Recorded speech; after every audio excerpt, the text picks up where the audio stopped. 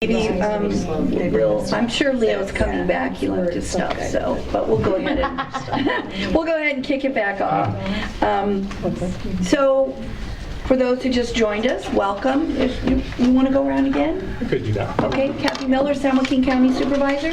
Dolly Sandoval. Karen Mitchoff, Contra Costa County Supervisor. Skip Thompson here this time, Solano County. Jessica Adel, Delta Conservancy. Sandy Matsumoto, Governor appointee. Steve Chappelle, Assistant Resource Conservation District Liaison Advisor. Chris Leaf, Department of Finance. Jim Provenza, Yolo County Board of Supervisors. Don Tolley, Sacramento County. Nicole Ringy, Deputy AG, Counsel to the Conservancy. Deborah Kustick, Deputy Executive Officer, Delta Conservancy. Campbell Ingram, Executive Officer, Delta Conservancy. Start over. I'm John Takakawa, Susan RCD. Julie Specia for Metropolitan Water District. Jim Waters, Susan Resource Conservation District Liaison Alternate. I'm Eric Vink, Delta Protection Commission. Aaron Heyman, Delta Conservancy. Robin Crock, Delta Conservancy. Brian Keegan, Delta Conservancy. Sandra Rowe, Pure Reclamation. Okay. So welcome everybody. First, I'm going to ask for public comment. Is there anybody wishing to address the board? Seeing none, we're going to move to our first item. Brian, we just finished introductions. You want to introduce yourself? Brian Cash from the Natural Resources Agency. Thank you for joining us. Okay, so elections. Yes. We do this once a year.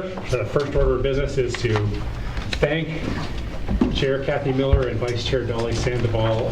Kathy was our chair for 2 years and Dolly has been vice chair for 3 years.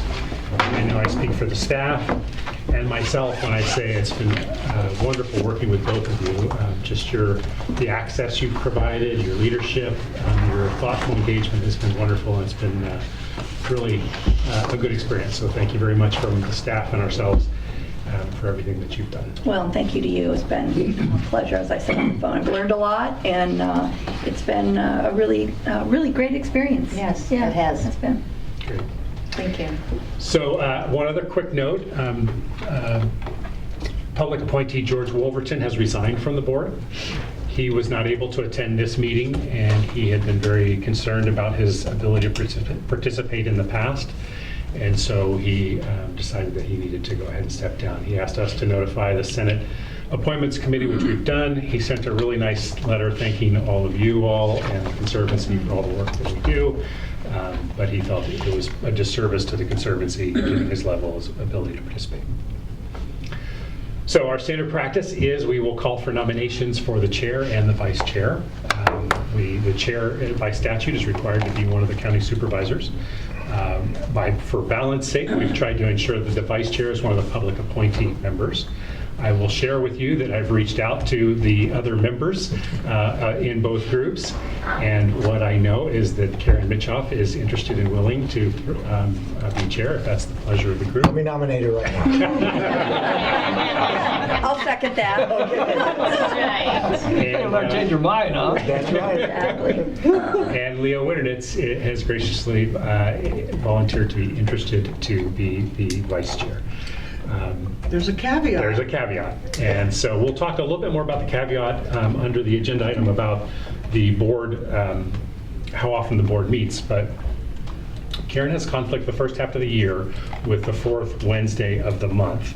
And Supervisor Don Natoli has a very similar conflict. So under that agenda item, what I propose is we consider a few alternate dates, possibly focus most on the third Wednesday of the month. That might not be, okay. We will come up. I'm sorry. Okay. I only have the second. Okay, well, we'll cross that bridge and make sure that we can do that under that agenda item. The fourth Wednesday every other month except for that month, and then third Wednesday that Well, month. we're going to talk about that. Yeah, we'll get in. Yeah, we basically, I think the thing is we need to find a new date that can accommodate everyone and not have a consistent conflict for two of the supervisors. So And there's we'll do that. Leo. And I would just say that, again, we're not on that item, so I don't want to get off track, but we've been working through alternates, so in the event that my conflict is one with our sanitation district, which meets in Sacramento, and usually doesn't go real long, so I could get here for a portion of the meeting. But so we've now worked through, and it looks as though we'll be reappointing Don Thomas as alternate, so he'd be here at least in my step, because Patrick Kennedy, who's my alternate, again, he has the same conflict that I have, so. Yeah. But anyway, we will try to work to accommodating people's schedule here, recognizing that, obviously it's important for all of us to try to be able to be here and certainly to have schedules that line up, and so I think, I'm more important than anybody else. And so I just wanted to let you know, we're trying to work through that, so to accommodate that by the next meeting. We'll figure something out. Yeah. Okay, so then we will call for nominations. Any other nominations? For chair, you do chair and vice chair at the same time? Well, I think we could do it at the same Yeah, I would time. Would you like to amend your motion, Skip? I To certainly would. Include Leo Leo? as our vice chair? You're the vice chair. We're going to capture that verbatim. And I will amend my second to include that. Leo, that's what happens when you don't come in. Yeah. You get nominated. You're in. That's how it works. Okay, so we have... Take a wrong turn. Yeah. We have a motion and a second for Karen Mitchoff as chair and Leo Winternitz as vice chair. You want a roll call? Yes, please. Want a roll call? Okay. Supervisor Catherine Miller, Yes. Board Member Dolly Sandoval, Yes. Supervisor Karen Mitchoff, Yes. Board Member Christopher Leaf, Yes. Board Member Sandy Matsumoto, Yes. Supervisor Don Natoli, Aye. Supervisor Jim Provenza, Aye. Board Member Brian Cash, Aye. Supervisor Skip Thompson, Yes. Board Member Leo Winternitz. All in favor? Passes unanimously. Motion passed unanimously. Thank you. All right. Don't expect And- any more of Slide those. over. Well, I think we can probably just pass the gavel Okay. rather than do an The official. literal but passing of the As is gavel. also There you our go. tradition, the new chair and vice chair All take right, over thank you. immediately. There you go. So one more thanks to our outgoing chair. Let me just sit Thanks, back. Kathy, Dolly, And welcome to our new chair and vice chair. Dolly and I are going to have a mimosa now. Yeah, we'll be right back. Well, thank you all, and I know some of you don't even know who I am because I haven't been here.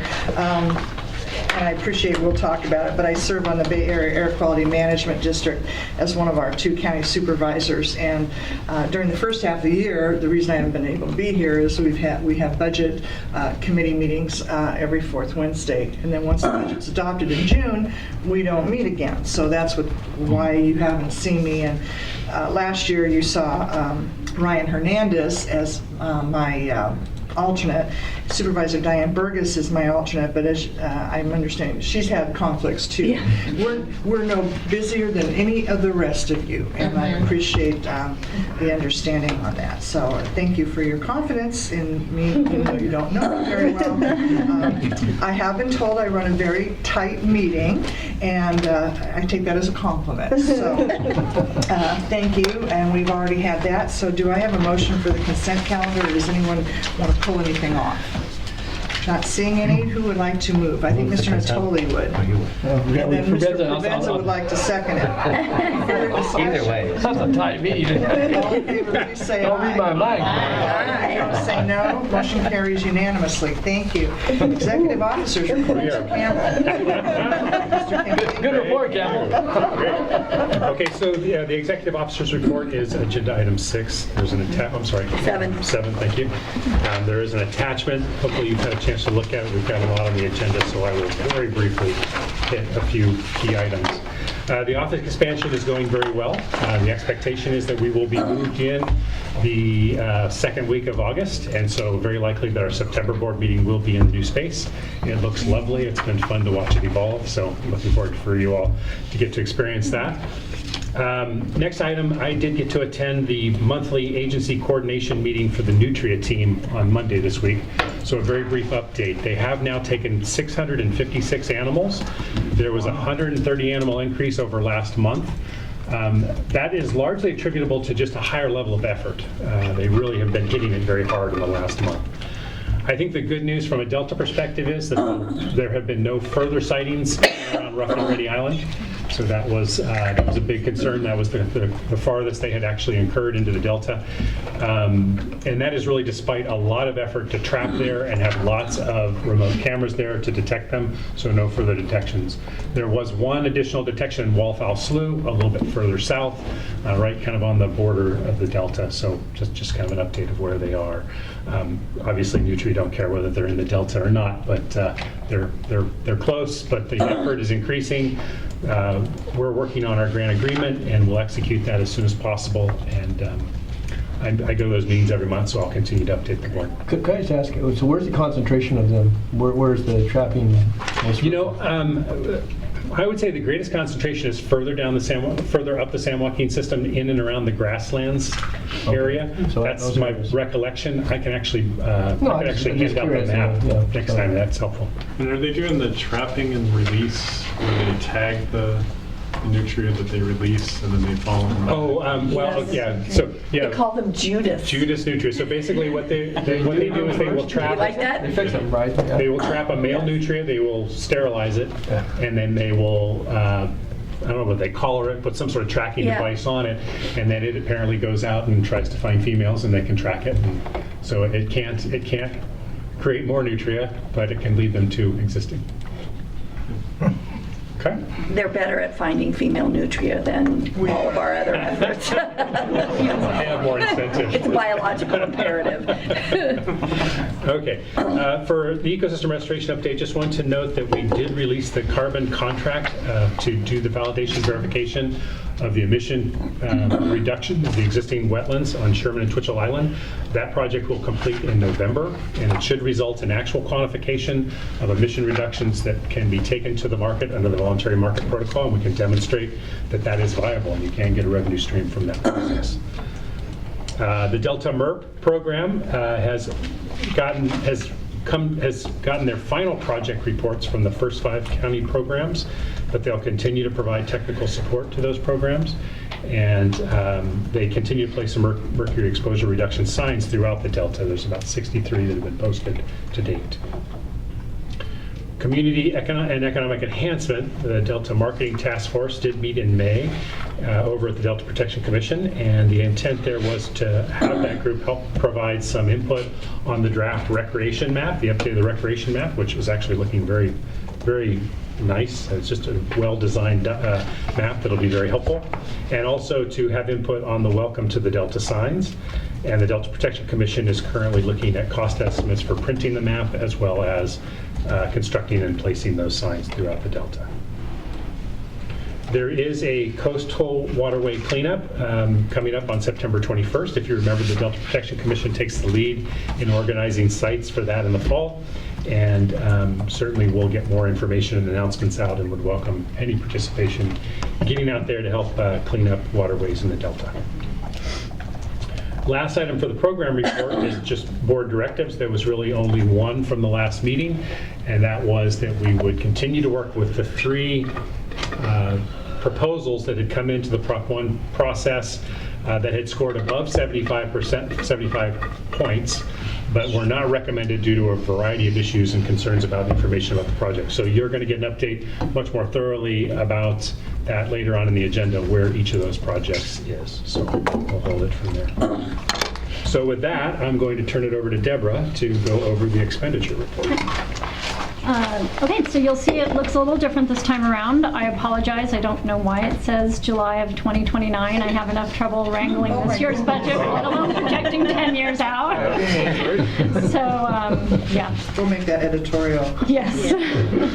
So I mentioned in the past that we would be bringing you a different format, and this is a first iteration of that. You'll likely see it continue to evolve as we work with the Department of General Services, Contracted Fiscal Services, who provides our budgeting and accounting, to come up with a budget and expenditure report that meets the needs of the board and doesn't require us to do the labor-intensive and hard-to-reconcile report that we have been putting together in the past. That's something that we completely maintained in-house.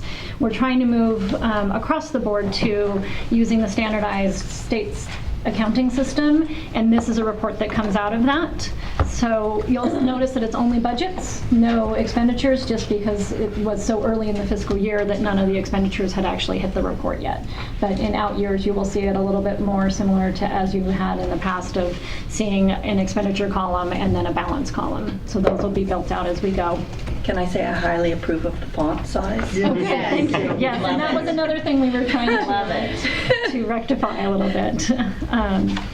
So it's, even though it looks really different, it's still essentially the same sort of organization in that the very first page is all the funds combined, and then there's a table for each of the different funds. One of the questions I did want to ask the board, though, is this is not a report that Department of General Services produces on a monthly basis for us. I think they do the first one in October, and then I think it's every other month after that. So I'm wondering if the board would be comfortable either getting it on a every other meeting basis as opposed to every meeting, because it may not, a standardized report may not be generated as often as the board meets. So I wanted to get a feel for kind of the board's comfort level of maybe going every other meeting for an expenditure report, or if it's really something that's important we have every single meeting. What about court? Because, I'm sorry, how does the state produce it? Well, and that's what we're still trying to... You push a button when you want it, basically. I know I'm oversimplifying. Yeah, not quite, because our budget shop over at Department of General Services has to do some finagling on it, but it is a report that they already produce, but just not with that frequency. So it does require work on their end, so we're trying to fit in with the established system.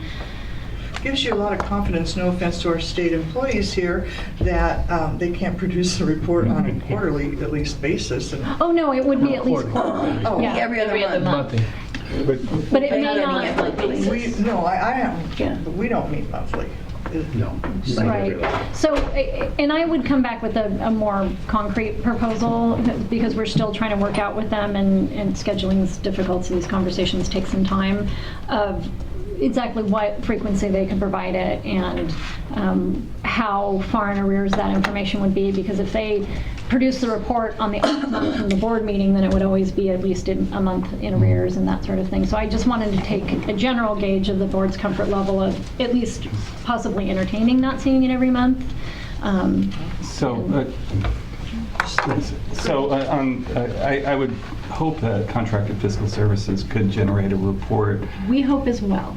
for the board meetings, and if you need help with that, I'm willing to call them. Great. And Thank you. help along. I was just going to offer a suggestion too, that in the event that you aren't able to facilitate that, or there's some big challenge, if nothing else, to call out when we do meet those things that would be expenditures, that would be something that would be an anomaly, or Absolutely. outside of what we would normally see, or what had approved in the budget. So I think that would be another way to address it. But I think Christopher's offer obviously would maybe generate it monthly, all the better probably for you.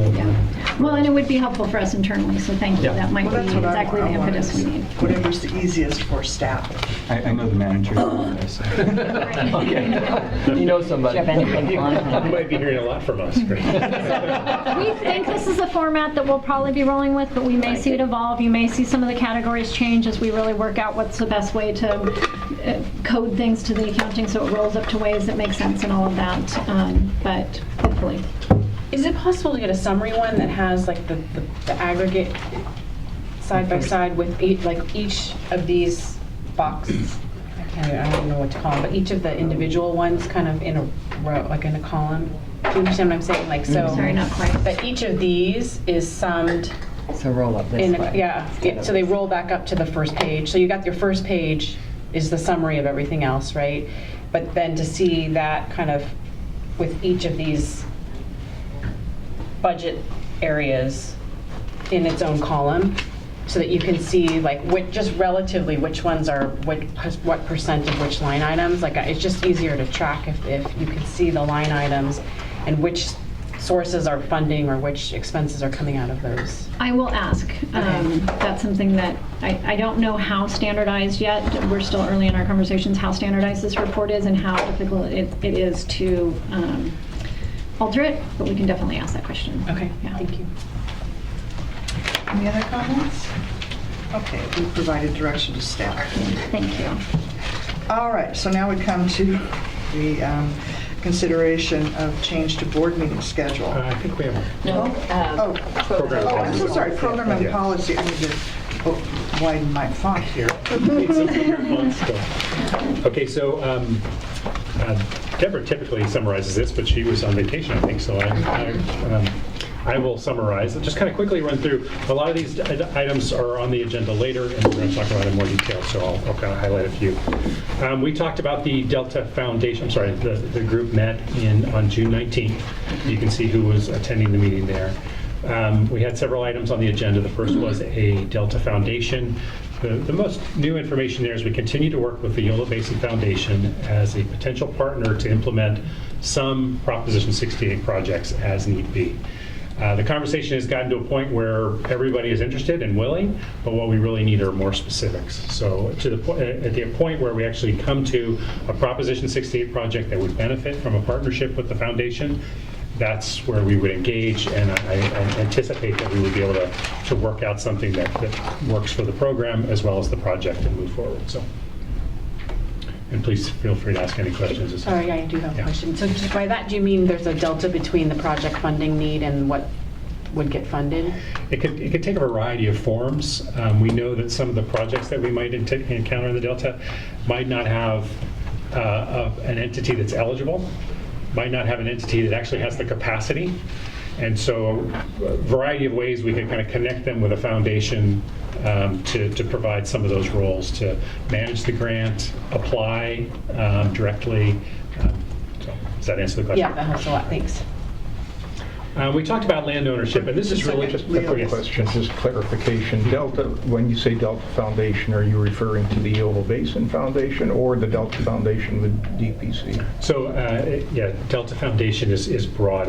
Through time, we've talked to the Delta Regional Foundation, you're referring to the American River Foundation and the Yolo Basin Foundation, and the one that's gotten the most traction and the continued conversation is Yolo Basin Foundation. Okay. Yeah. So this isn't creating a new foundation? No, we expressly decided that we didn't want to try to do that. At this point, there's a lot of things a foundation could do for the Delta, and it's something we'd like to see that grow and become. Just not now. But yeah, let's take what exists and see if we can expand it for our purposes. So for land ownership, not a lot new to report there, other than the group continues to have those discussions about what the Conservancy's role might be in terms of land ownership.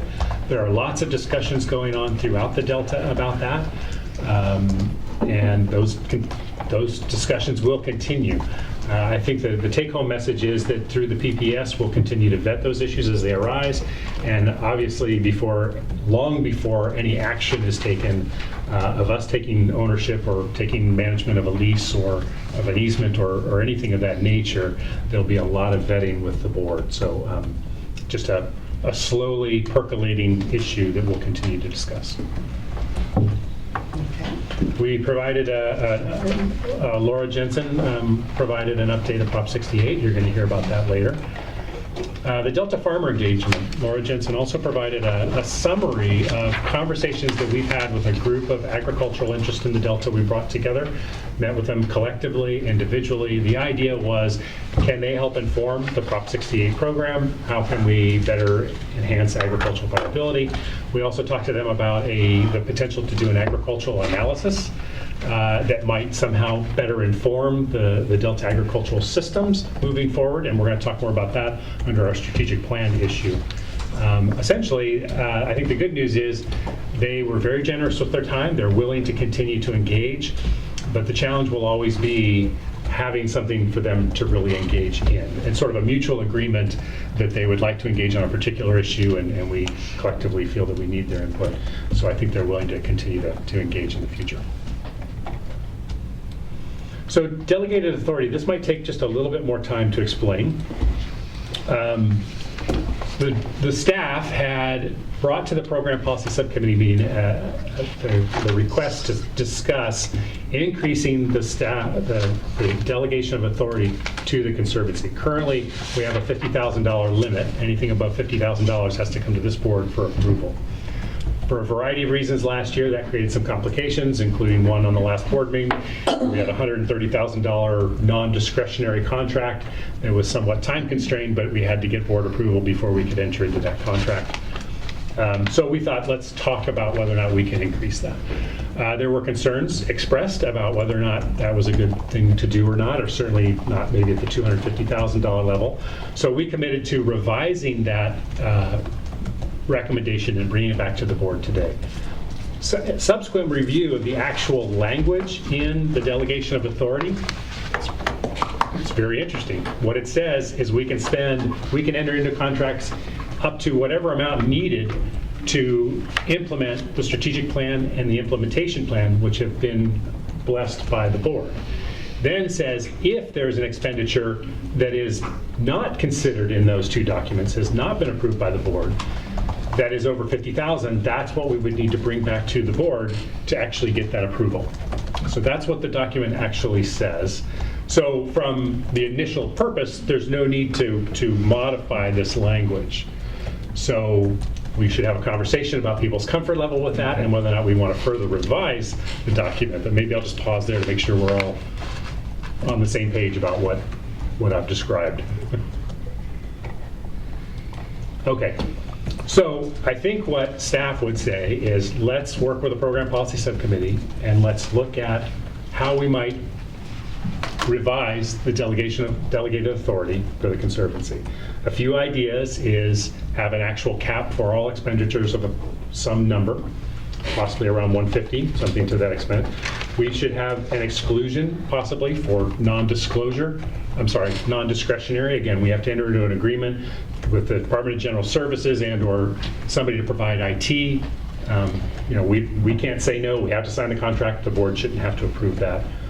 We would like to talk about the potential to include some language that if there's a real time constraint, that it would be an interaction with the chair and the vice chair to get approval. If waiting for the next board meeting would really constrain or severely complicate.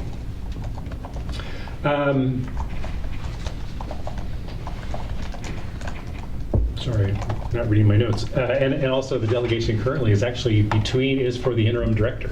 So we've never actually gone back and made the delegated authority for the actual director. So those are all things that we would suggest. I think that what we would do is, again, we'd bring that back to the next program policy subcommittee, have a discussion, through that discussion, finalize a recommendation, and bring it back to the board in September. Clear as mud?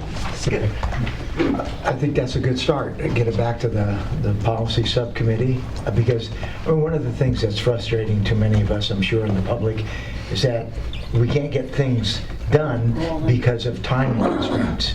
And if you have to keep coming back to this board asking for what I think are minor adjustments to a number, it doesn't make sense. So I think you're on the right track, and I certainly support that. Good. Well, I was going to suggest that one of the first questions to be asked is the board comfortable with the current regulations? Because if there are, then nothing has to be changed. That's true, but we heard pretty significant concern about increasing. What we didn't realize in that discussion was that there's no cap. Yeah, there's no limit at this point. So my guess. That. So you're assuming that the board is not comfortable, yes. and if everybody's comfortable with that, I clearly heard concerns raised. I think we did. I'm sorry. If I just finish, I think it's just appropriate to have a subcommittee review it and come back with a recommendation. I'm not uncomfortable, but I think process-wise it would appear to be. Well, and it sounds like we need to update our policy just because if it's still the interim. Yeah, clearly that It means it hasn't had a review in, what, 10 years-ish? Yeah. Probably. Yeah. Jim, did you? Sorry, Jim. I was going to say, we did discuss this in the subcommittee and didn't know about this recent review, which I'm sure council found and brought to our attention. But it is a good practice to not have the unlimited amounts that don't go back to the board or that aren't approved by the board. And 50,000, 100,000, some level is typical with most boards, and it's different amounts depending on the situations. It's also a protection, though, not just for the board, but for the staff, because it essentially makes us review everything. And we're not always going to have the same people we have now, not always going to have the same board, not always have the same director. So I think that's a good practice, and probably a good practice across the board, but then we were trying to figure out a way to build some flexibility into it in emergencies, and I think we can do that. Yeah, we had a very, if I may, Please. we had a very rich discussion, I think, at the subcommittee meeting, and Jim and I felt, I think, strongly that there needed to be some allowance on behalf of the staff to be able to get work done, Skip, as you say, in a timely manner. But we didn't want to, we were not comfortable with letting just any dollar amount be executed without board knowledge and or information. So that when the committee discusses this again, if there's a dollar amount, part of our discussion was bring that back to the board for affirmation or information if staff has to act on it. And there's been very few times over the last few years where staff has been in, I think, a tight position with timing. There's been a couple, but not exorbitantly many times where the board could not meet its timeline. Well, I have a question to Nicole, and I can't find it on my email, but our county council and or general services sent out, in Contra Costa, it used to be anything under $100,000 the departments and the CAO could handle. Anything else that came up. I thought she sent out an email that said that either some court case happened recently or some regulation, that now we're going to change our policy to $200,000 before it has to come to the board. But sometimes those don't affect state, and I'll do a better job of trying to search my email to find out what that was. But so we're changing our policy that anything under $200,000 doesn't have to come to the board. I'm not saying that what we want here, but maybe something to be consistent, and if it's in, if the state does it a different way, that's fine, if they have a different regulation for it. But my colleagues seem to be having blank spaces on their faces too. So I know that a lot of our consent calendar is contract signing. Oh, yeah. And so some of the, but you're right, Jim, you want to protect staff as well as a board. So going to the committee and coming back, everybody seems to think that's a good idea. Seems like it is. Great. Okay, now I get to consideration change to board meeting schedule. Right. Okay. So I guess the question is for you all to consider. We meet every other month, so that's January, March, May, September. So those first 3 meetings, do we just change those, or do we change everything? Seems to me for consistency and staff putting stuff together, we want to go to just one standard. Yes. It's much over easier that. for us. But you had mentioned when we talked about this, maybe going to quarterly meetings. Well, I think that, I'll just sort of just kick off a little bit. This was the last item under the program policy, so it's nice that it's right after this one. But we did, really, as a result of quorum challenges in the past several months, we thought we wanted to entertain the idea of going to a quarterly meeting. And so we proposed to the Program Policy Subcommittee that we would meet January, April, July, and October. And I think our support for that was hopefully it would improve people's ability to participate. It would reduce staff workload and would reduce travel for those coming from further away. Although George Wolverton, now not coming from LA, is certainly not as big an issue. Program Policy Subcommittee had some concerns about that. They felt that really wasn't frequent enough.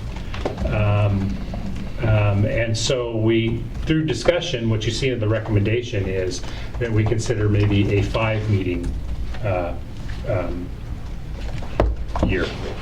And really the only thing we would do then would be eliminate the November meeting. I think there's benefit there in that it kind of accomplishes hopefully some of the objectives.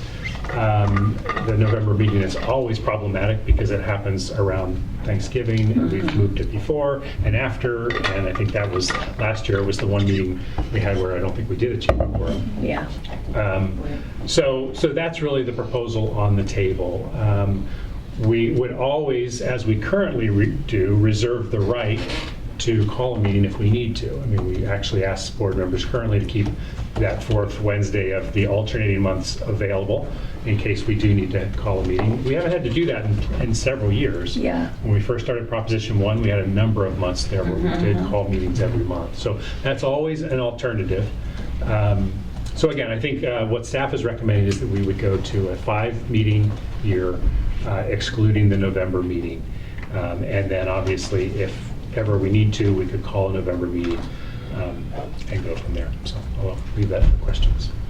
Well, the one question I have for you and the committee, I know that we would reserve the right, but going from September to January seems like a long time, and I'm just wondering if we should go on the other months, February, April, still getting in the 6th month, but then ending in October. You still have that long gap, though.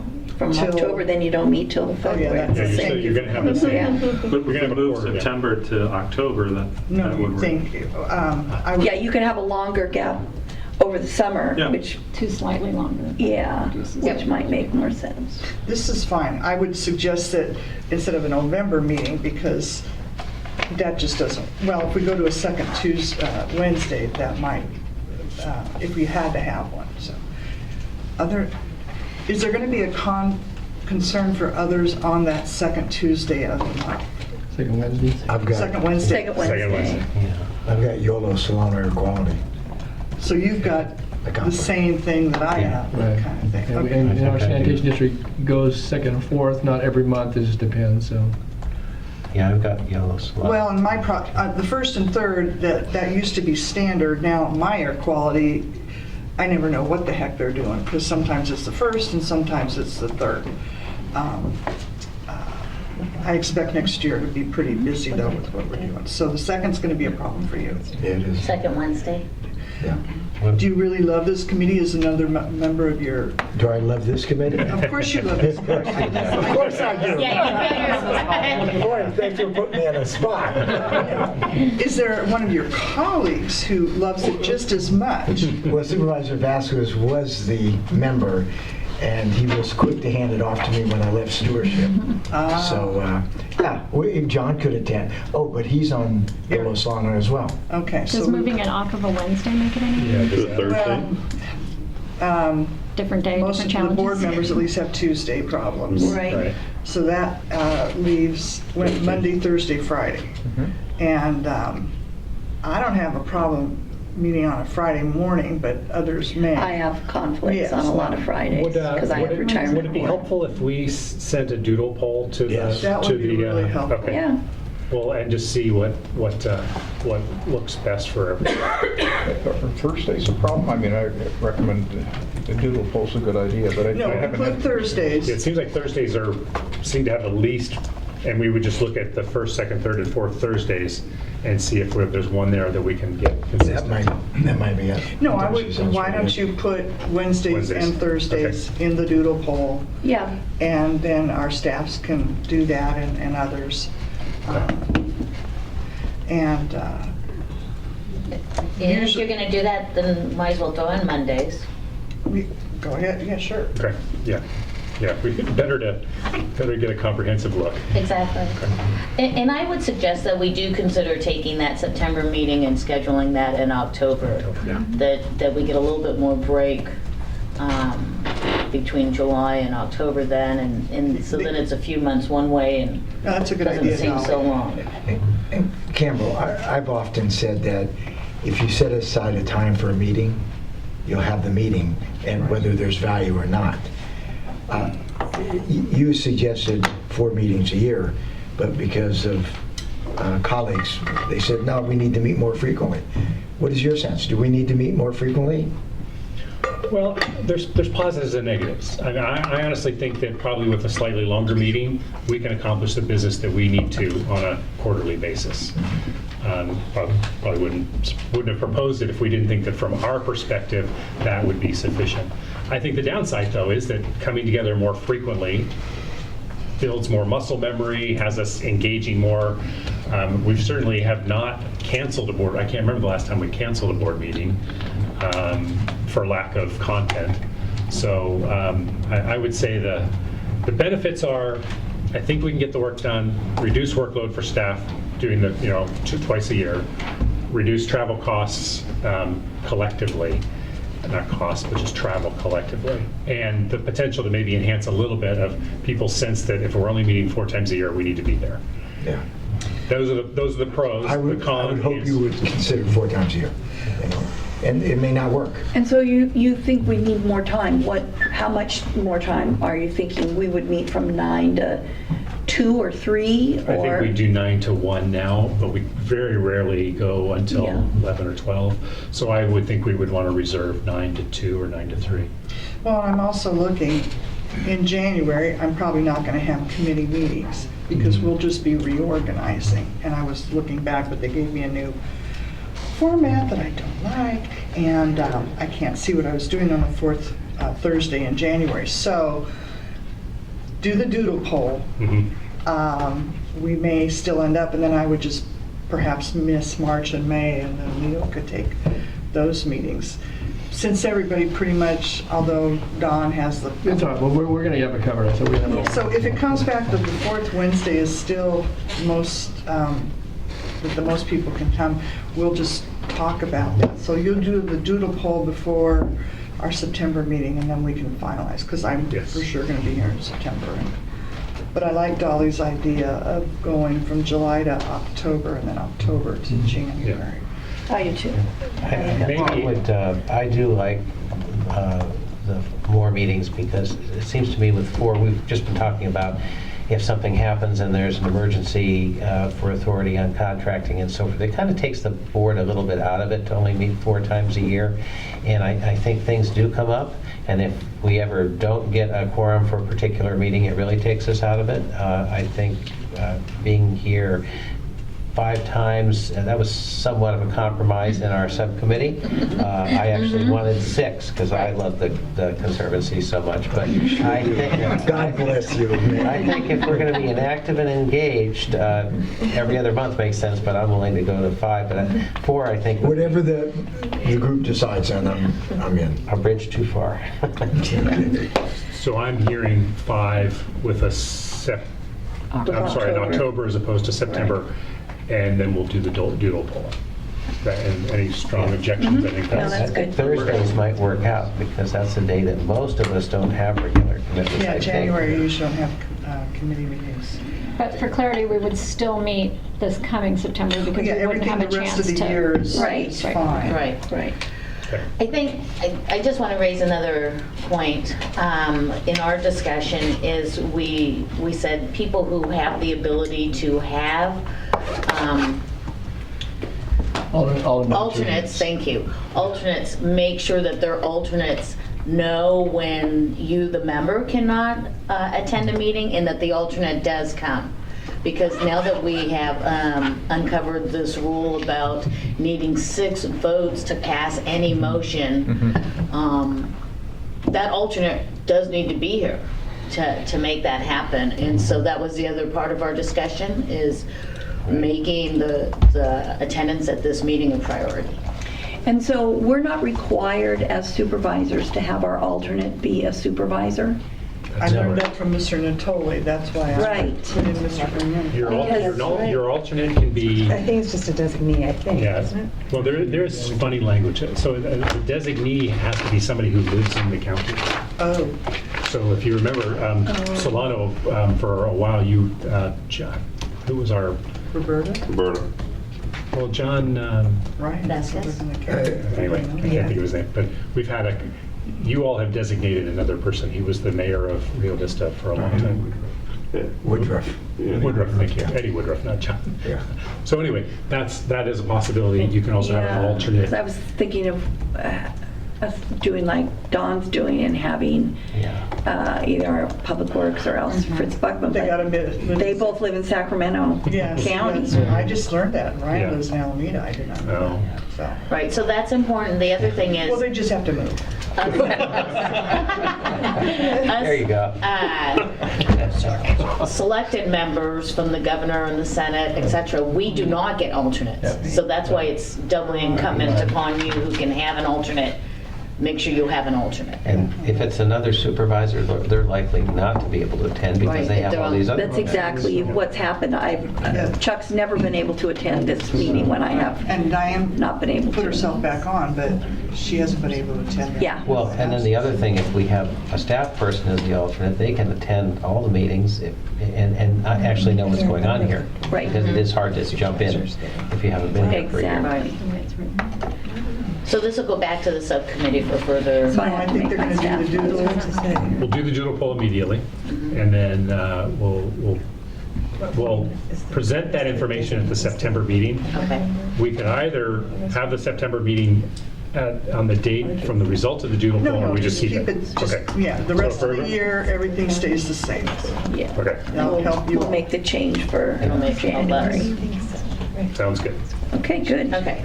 All right, so we gave direction on that. So consideration of resolution 1901 regarding Are we going to have a motion about changing to a 5 I don't think we meetings, or are need we to. going to wait? No. They come Just back. checking. So the next item is resolution 1901 regarding workers' compensation insurance coverage for board members and volunteers. Yes. So today we're asking the board to approve a resolution that does two things. One is to recognize that the Conservancy is not able to offer workers' compensation and coverage, insurance coverage to board members. And then the second thing is to find that volunteers serving for the Conservancy are considered employees, which would allow them to be considered for workers' compensation coverage. So it's a little nuanced. The Conservancy does provide workers' comp coverage to their employees. Board members who don't receive compensation and are not employees of the Conservancy, according to the regulations adopted for the Labor Code, I say expressly excluded. It's oddly written, and I really dug into it, but essentially they are excluded from being able to. If I had a car accident on the way up here, I would no more think of doing this to the Delta Conservancy. I'd go to Contra Costa County workers' comp. So, but it's the others, it's the state-appointed members that I would be more concerned about. Right, and so they said, so anybody that, even though they're essentially like Dolly and Leo, they're volunteering your time as a board member, because you're not compensated and not considered an employee of the Conservancy, they're excluded.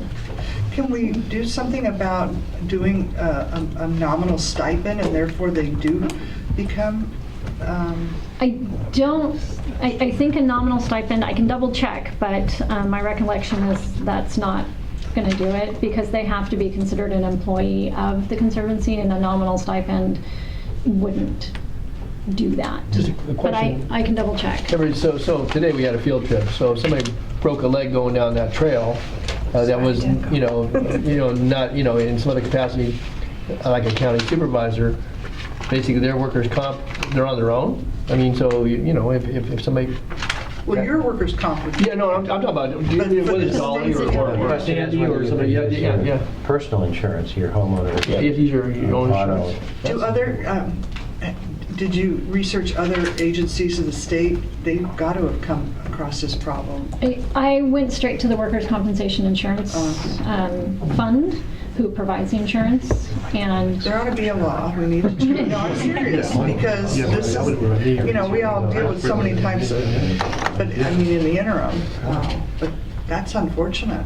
It is, and that's why we're bringing it back, because early on in its history, the board had voted to provide workers' compensation insurance upon request to board members and also to volunteers. To date, I don't think anybody's actually taken us up on that, but it was, technically an option, but actually not.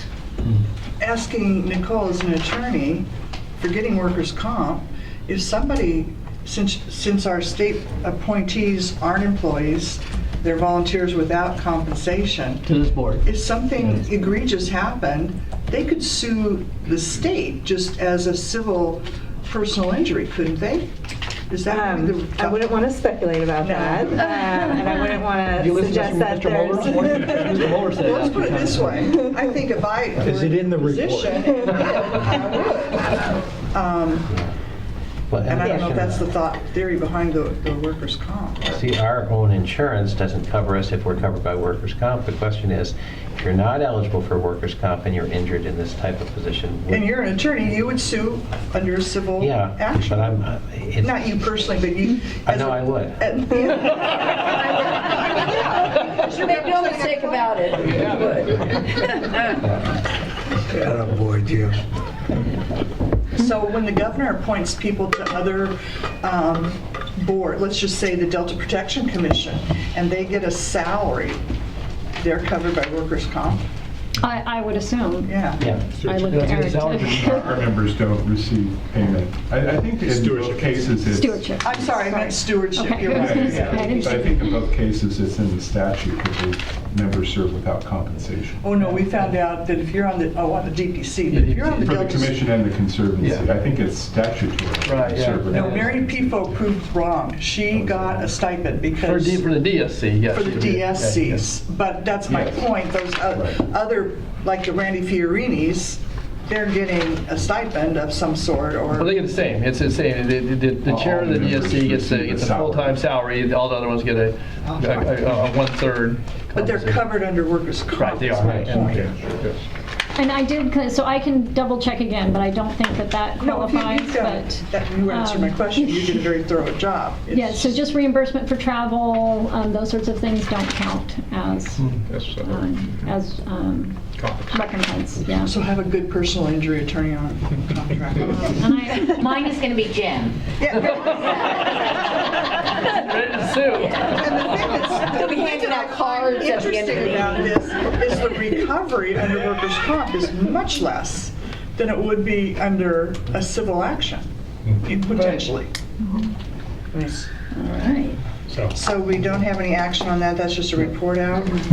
No, it is actually. You have a resolution, and the resolution is to, It is to, so the first part just recognizes that board members cannot be covered because that is law, so the board can't. somehow I'm not getting up on my thing. It's on the, go It's back a to the separate agenda, attachment. and it's the second attachment. And then the actual finding is that volunteers are considered employees for the purposes of the sections of the labor code that pertain to providing workers' compensation insurance coverage. Thank you. No, that's what I have too. It says move to adopt resolution 1901. Right. But I'm not getting that 1901. Here you go. That's the problem. Does everybody else have it? Here it is, yeah. So we're, the first A is just the the whereas. We just want to, But in that whereas, it recognizes that the board members can't be covered. And the reason is the board had taken that vote way back when to recognize that. Do we have volunteers? We don't currently. But we could. Have in the past. Yeah, Are these like interns that come? they could be, Had interns, right. yeah. Or people who help volunteer for cleanup. That would, if it were sponsored by the Conservancy. Yeah, I don't think we've considered cleanup participants volunteers, have we, Aaron? I mean, they sign a waiver.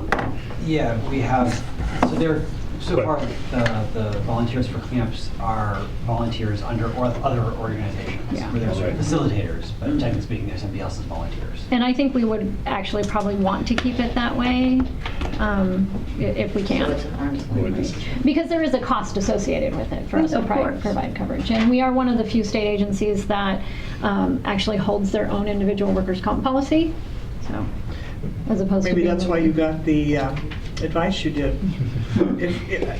I don't know, but under a broader, whatever it is, what Madam it is. Chair, I hate to cut this short, No, but go ahead. one of our colleagues has to leave at noon.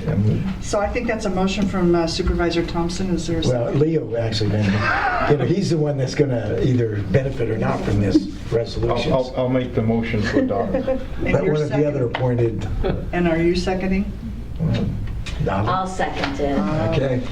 Pick your poison. Any further discussion? All in favor, please say aye. Aye. Any opposed, say no. No, unanimous. Okay, so Public we comment, are... do we need a roll call? So, yeah, we need a roll call. We should do public comment and a roll call vote. I'm very sorry, you're absolutely right. I've been out of practice being the chair at my board for 6 months, and look what happened. Is there any public comment on this resolution? Seeing none, the vote will stand. Thank you. They want a roll call. They want- Oh. Do we have to have every motion as a roll call? I mean, most significant motions We should may be want to roll call. reconsider this. No, I'm serious, because it would be interesting if you could provide why we have to have roll call. I will do that. There was an amendment to Bagley-Keene, and that's why now the practice is to do a roll call, but I can articulate that. I know when we have a voting member on the phone, we have to do a roll call, but everybody. I mean, there's potentially, Okay. are some ways around it if you have a really careful minute practice, so I can outline that for you. That would be helpful. Yeah. I think because it's a resolution, though. Roll call, please, then. Okay, good. Supervisor Miller, Yes. Board Member Sandoval, Yes. Chair Mitchoff, that's new. Yes. Member Leaf, Yes. Member Matsumoto, Yes. Supervisor Natoli. Aye. Supervisor Provenza, Aye. Member Cash, Aye. Supervisor Thompson, Yes. Member Winternitz, Yes. all ayes. All right, and I'm already messing up my first board meeting. And in recognition, are we going to lose a quorum at noon? I have to leave for memorial service in Elk Grove at 12:30, so I can leave here by noon. so. You have to leave here Yeah, by I don't noon. think we're gonna lose a quorum, but I can do it by noon. Yeah, we won't. We still have a The quorum. Action We still items. have- Okay. But even without that, my assumption is staff, pardon me, board members have read their staff reports. So I would just like any highlight that you'd like, Campbell, so that we can move into discussion on the next item, which is the 2019 implementation plan for the 17-22 strategic plan. I'll handle that one, and I will give you the condensed version. So every July, we bring an update on our progress toward meeting the goals and objectives of the strategic plan and the implementation plan. So this is that update. We're really pleased with our progress and everybody's commitment to moving forward. We don't have any significant concerns in our progress toward the goals and objectives. There's lots of information in the tables. Hopefully you've had a chance to read them. For the strategic plan table, the goals, objectives, and metrics are as they are in the strategic plan, and the status is what provides the update. And then in the implementation plan, the goals and the timeline are as they are in the plan, and the status and the notes provide the updates. So the one thing I will take a little bit of time on is the agricultural analysis. Well, hold on, let me get my bearings here. So in the strategic plan, we essentially had a goal or an objective goal to convene an agricultural working group and essentially conduct an agricultural analysis. So, let me grab my notes. We had proposed, the Conservancy, prior to my tenure, had come to the board, proposed an analysis, and the board opted not to move forward with that. In lieu of that, the 5 counties had decided that they would work together to advance kind of an alternative to that. That has not seemed to gain any traction or collective priority from the group. We have convened a group of farmers, worked with them, did listening sessions, and had them identify some challenges. As Campbell mentioned, they are willing to work with us and engage where there's an issue at hand or something to work through, but they weren't necessarily interested in sort of being an ongoing sounding board sort of across the board. So, and also funding for this under Prop 1 is, we're in our waning years of Proposition 1. So given all of that, the Conservancy staff is recommending to the board that they consider that Goal 1, Objective 1, which is to work with the local landowners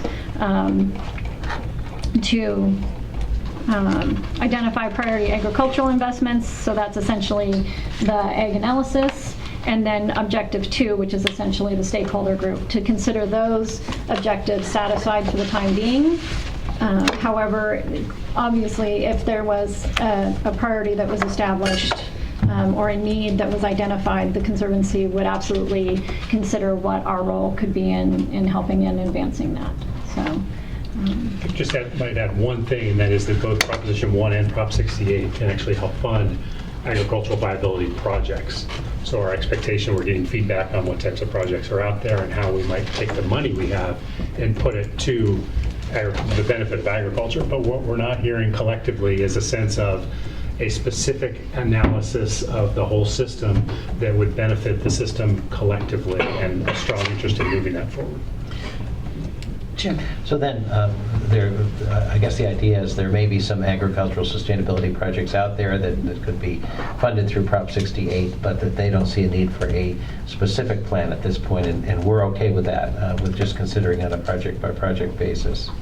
I think so, yeah, and I think the alternative is, I mean, we're not getting interest from any of the communities to really dive in and do this type of analysis, and now we've essentially come to the end of our funding, the tail end of our funding to actually support that type of analysis. So I think in light of those two facts, I think we're...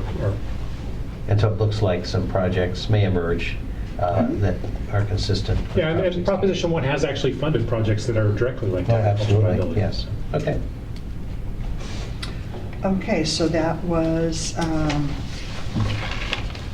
we went over both the implementation and the strategic plan, or just the implementation? They're both together. That's what I So thought. we have the tables that provide the update. In the interest of time, I'm happy to answer questions on any of the individual projects or the tables themselves, how they're organized.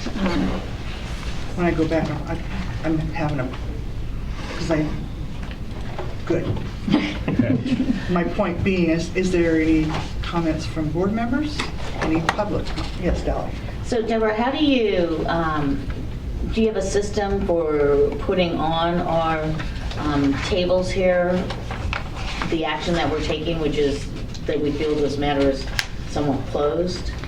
No, it's just it would reflect in the next update. So when we indicate on these sorts of things ongoing or the status would be complete, for the purposes of those, just in the next update, you would see just it marked as a completion, as an initiative that's been completed. And would it be tied to a date, like the conversation that? I think it would probably be good to, actually in that box, put that, I think the term we used was put it on hiatus or consider it dormant, I think. Yeah, don't use delayed. I don't like. Or dormant, and then just per board inactive. discussion. Yeah, so we can put it as inactive. Inactive per board discussion on July. Okay, I think that would be good for people who come back and work on the next strategic plan. Okay, thank you. So just a question. So Deborah, you have a recommendation that the board consider this objective to be satisfied for the time being, Delta Economic. We're not asking for a vote, it's just a nodding of the heads? Yes. We're just informing you, and if there's actual concern and we need to take a different approach, we're happy to hear that feedback. For the reasons stated, I'm comfortable with that. And I didn't see any public comment? All righty.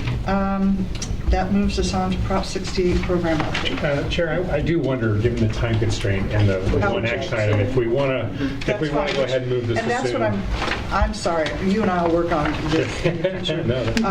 Which one is the action item? So yeah, I think Number 14. Number 14. And this doesn't even come up as Right, the last item. This. Consideration of staff recommendation. Fine, thank you.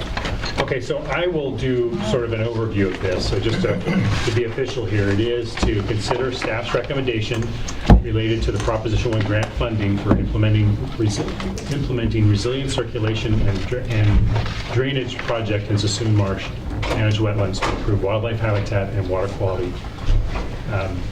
So this was brought to the board at the last meeting as part of our Proposition 1 process.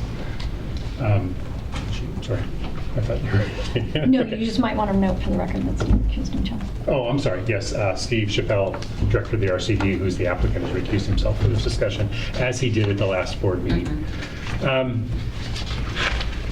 You do have the write-up. I'm not going to go into a great deal of write-up. I'll try to keep this overview very quickly, but the staff recommendation was at the last meeting and continues to be that we deny funding to the project.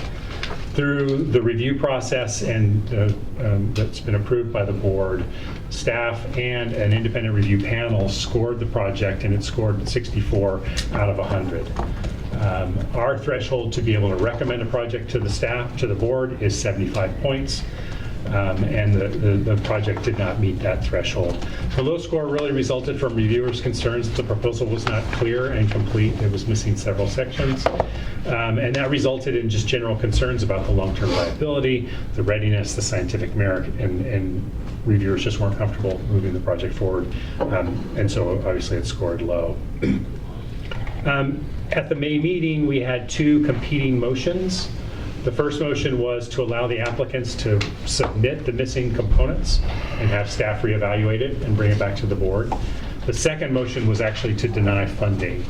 Both of those motions went to vote, and they were 5-3 votes, both of them. And it was at that point that it was brought to our attention for the first time in our existence that we are required to have 6 affirmative votes. I believe that was my first vote on this. So that essentially didn't nullify, but neither motion actually passed. So we need to then come back and entertain new motions. My understanding is those motions are actually gone. Yeah. So it's not a matter of just re-voting those. We would hear new motions, whatever they may be. Did you go back and talk, even though the motion didn't pass, did you go back and talk with the applicant about the deficiencies? No, we have not. We were given an instruction from council, no contact. Okay. Yeah, it was basically like the pre-vote period that led up to the last board meeting still existing, right? So during that time, staff isn't talking with the applicants in order to preserve the competitive process. So I think that period has continued. So there could be a motion today to do that if it got 6 affirmative votes? And yes, just as that was a potential motion at the last meeting, that could be a potential motion today. Madam Chair, if I No, may. of course, this is your district. You know, and looking at the minutes from last meeting, Daniel, Brian, and Karen were not here. And so I think out of fairness to the project, I would like to have Resource Conservation make a very brief overview of the project. And so some of the voting members understand what the project is, and then I have some comments to make after that presentation. Oh, I know Steve recused himself. Shouldn't staff be recusing themselves? Not you, the gentleman from the... Well, the applicant. They're the applicant. Yeah, they're the applicant, so they could certainly... I'm... He sits as a liaison. Gotcha. Boy. That would be fine. That's fine. Do you want to come to the table? Sure. There's a reserve section down there. I guess my comment while he's coming to the thing is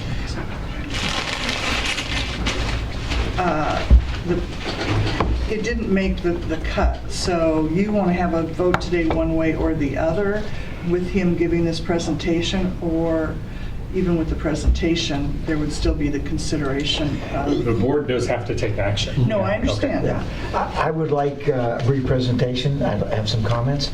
Yeah, and I'd like to have a vote taken on the project. I think, well, I'll express my... Go ahead, sir. And we, just for further clarification, excuse me, we have 12 minutes, right? Don? Yeah, I'll push it a little bit, but So it has to be... I'll do it in 5. Just make sure to introduce Yeah, I'm not trying yourself to for the rush record if you would. So I'm John Takakawa. I'm the operations manager for the Sassoon Resource Conservation District, representing this project and helping to submit this grant. We had trouble with the grant on interpreting what it was, but a lot of people don't know much about managed wetlands. I spent 20 years working on salt ponds in the South Bay and doing that project, and it is difficult to understand. I think there's some issues with that are involved here, but I'll go to one small thing. The size of the scale of the project is that we just saw a project, 55 acres, it's $10,800 per acre. The project I'm talking about is 4,800 acres. The cost would be $275 an acre. That's the difference we're talking about. This was a planning grant. The one we're talking about is implementation, would be one of the only ones the Delta Conservancy is forwarding. They had one of 3, one was Nutria. That doesn't increase acres of wetlands. So the big difference is we're talking about a very large, complicated project that we're trying to forward to implement and go to the ground with right away, within the next year. So what I just want to comment about specifically on detail, the benefits are there. There's 13 landowners, 2 are public, they're state of California, the other 11 are private, and they committed $180,000 in written letters that said they would contribute this money to do this project. So they're contributing almost like 20% of the project effort to actually get to see this is done. And I want to really highlight the difficulty of meeting with the community to do this and get them on board. It was quite a feat. Now, when we met initially, we got the pre-proposal granted and said, let's go, let's do it and submit full proposal. And the Conservancy said, increase it 50% higher at least. And so we did so, but to do so in between was to do a lot of work, a lot of groundwork to get to December from September, August 31st, to get to have the full proposal with the extra components to get this whole thing done. We did it, we got it done. At the same time, we were doing a previous analysis showing how good this could be in the acreage I presented. We did that based on a grant from the Conservancy. They thought enough of the project and staff to give a $60,000 grant, which was matched by Department of Water Resources, $60,000. We spent $120,000 to come up with the first of its kind model showing how much we'd benefit the resource, the natural resource out there by doing this project. So that all fed into the proposal I led, which sadly overshot the mark of talking to the committee and didn't get reviewed where they actually, I think, saw the detail. And again, I'm happy to go to each member or sit down in the group and address each concern. I almost promise you to get much over 75 points with that type of a review. But at this point, because of this, the pre-proposal again was approved. 75 points is a set value, but let me tell you, I've done a lot of proposals in my career. Usually you do the proposal cut line, it's called, in National Science Foundation. The cut line is set based on the budget. This is like the class curve is set at 75, but you don't grade it according to how the old scale is. The funds were there to do this project. The Conservancy could take credit for it, but it was not funded because there's a set 75. I'd like to go back to the review committee, go back to everyone and say, here's what we're saying we can do. We can do some really good things here. A lot of enhanced wetlands, biggest project perhaps, or one of the biggest ones Conservancy's ever done. And we can go ahead and do this. Just work with us on it, give us a chance to see it through. And that's really what I came to say. Okay, Skip. Well, John has said a lot of the things that I wanted to say, but you know, I was looking over agenda item 13, and it talks about the projects that were approved under the Prop 1, but it talks about the staff sitting down with the proponents of the projects to address concerns raised during the review process. So my point is you may hit the 75-point mark, but staff still has concerns about areas of the project. And as John said, the 75-point, in my opinion, is an arbitrary guideline. Usually you have more projects than there is money. In this case, there is more money than there are projects. And so I think, as I said last meeting, we're getting hung up on process. We ought to look at the merits of the program. This is a project that is going to enhance 4,800, but yet, you know, we're denying it because it didn't hit a guideline point. And the Conservancy saw merit in it, $57,000. DWR gave another $60,000 because they said this is the kind of project we're looking for. And I'll just, you know, remind you that we approved $8.2 million project for Nutria that does not enhance the delta per se, but it's the right thing to do. You know, Nutria is a real problem, and we had money available, and we gave it to the state because it was the right thing to do. I'm just asking that this board allow the Resource Conservation District to have a reconsideration, and I think if you give them time, they can provide the details that we're missing. One of the things missing, a letter from my board, the Solano County Board of Supervisors. For some reason, it didn't get uploaded, if you will, and so that was missing. My board, and I in particular, are very supportive of the project, and just asking for reconsideration. Thank you. Go ahead, Tom. So I stand by my original statement that I said last meeting, that, and John, not to denigrate the project at all, I think you had a good project going in. You didn't make the cut nor the timeline deadline to submit the materials that the committee could then evaluate the project on. And so going forward, my suggestion would be to resubmit this, meet with staff, see if there's anything else that you need to do, and resubmit it in the next grant cycle. Again, you talk about curving on a grading scale. As I mentioned, students don't turn something in by a deadline, then they don't get credit. And it really does, it's a slap in the face to those who really do turn stuff in on the deadline and make sure that it is all appropriately, all the information that they needed to turn in is there. And so on behalf of the Conservancy and credibility, I think it would behoove this body to deny the project. And if I may respond to Dolly, if it were a fact of there's not enough money for the project, I might be willing to look at it differently. But there's more money than there is need for.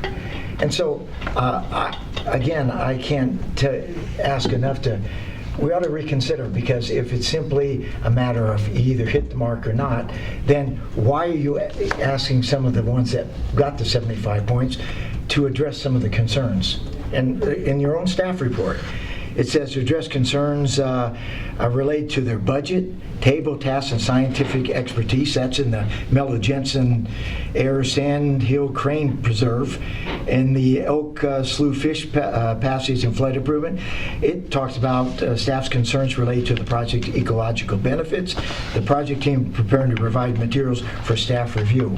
So it's 75 points. You either make it or you don't. But then even if you make it, staff has concerns. And, this is a shovel-ready project. They're ready to go. John, how soon? 4 months from the time we get approvals, we can... 4 months. I mean, we saw a project, as John indicated, it's going to be years before that project gets up and running. So, I mean, we're here to make improvements to the ecosystem, and this is a project that does it. Kathy.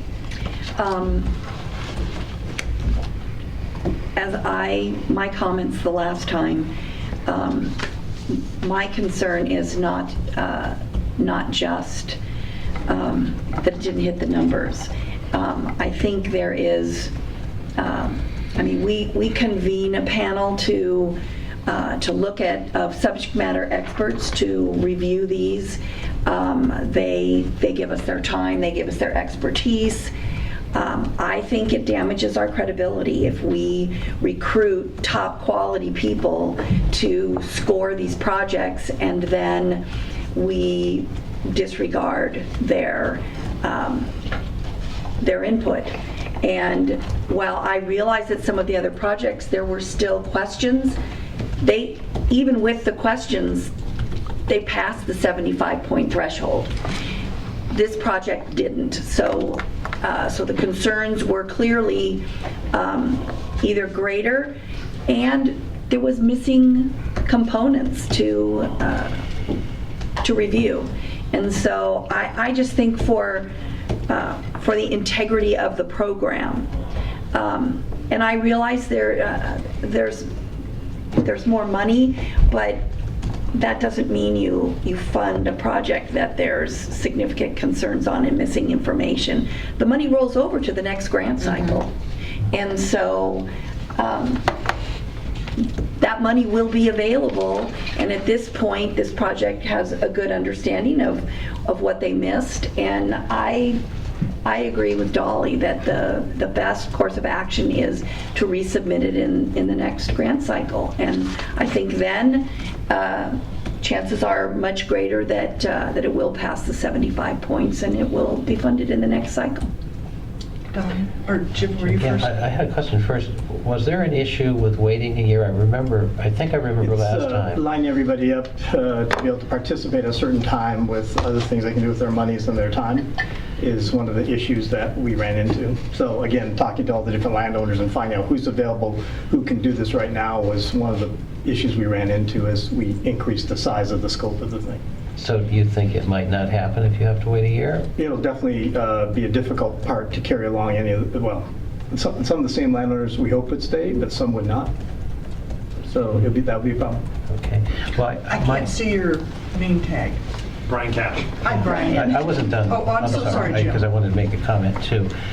Yeah, this is a tough one, but I think a couple things. We did fund this before in the planning stage. The Conservancy did, as did DWR. So we saw value and DWR saw value. And it is 4,800 acres habitat that will be developed, and we're not doing that, and it's also a local project, and so far we're funding mostly state projects and not much locally and not many acres. In terms of the points, really this year the points didn't work that well for us.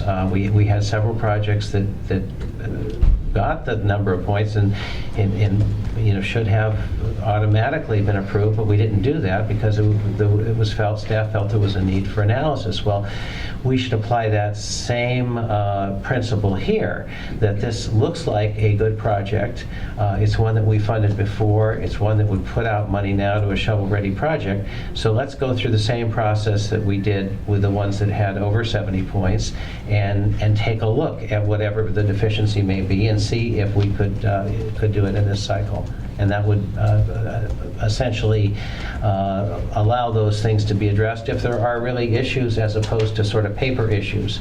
And I think I used this analogy last time. I did get extensions from a number of my teachers when I wasn't on time, and that's why I'm here now. So I think sometimes you have to give people a little slack. And this is a very difficult project to put together, and so I would hate to see it fail because there were a few technical deficiencies. Now, if there's something more than that, and we go through the same analysis we're going through with these projects that had over 70 points, and that's brought back to us, that's different. But I think we should give them a chance to go on this year. And I know I was concerned last time about, well, what if this falls apart and it doesn't go forward in the future? It just doesn't make sense to me when we have money there and we have what seems like a good project not to go forward. Brian. I was just wondering when the next round will start and when those awards would be made for Proposition 1. We don't have a definitive date for that. What we've talked about is postponing at least a little while and not running on the current annual cycle. We haven't decided when we would. Reason for that being, let some of the planning projects come to fruition, as well as just timing for how we want to meter out the funding. So our expectation is somewhere between 6 months and a year beyond what would have been the next cycle. What about for Proposition 68? 68 solicitation we are anticipating would open first of the year in 2020. And would this type of project be eligible under Proposition 68? I don't know enough about the project. My guess is that it probably would not be, at least not all of it. There might be components that are, but I don't know enough about this particular project to go into really answer that. We've essentially collectively discussed and committed to that 68 funding being more Delta S place, more of our economic development component, because it's really the first funding that we've had available for that compared to the 50 million that we've had for restoration. But that's discussion that'll be part of the grant guideline finalization. Donna?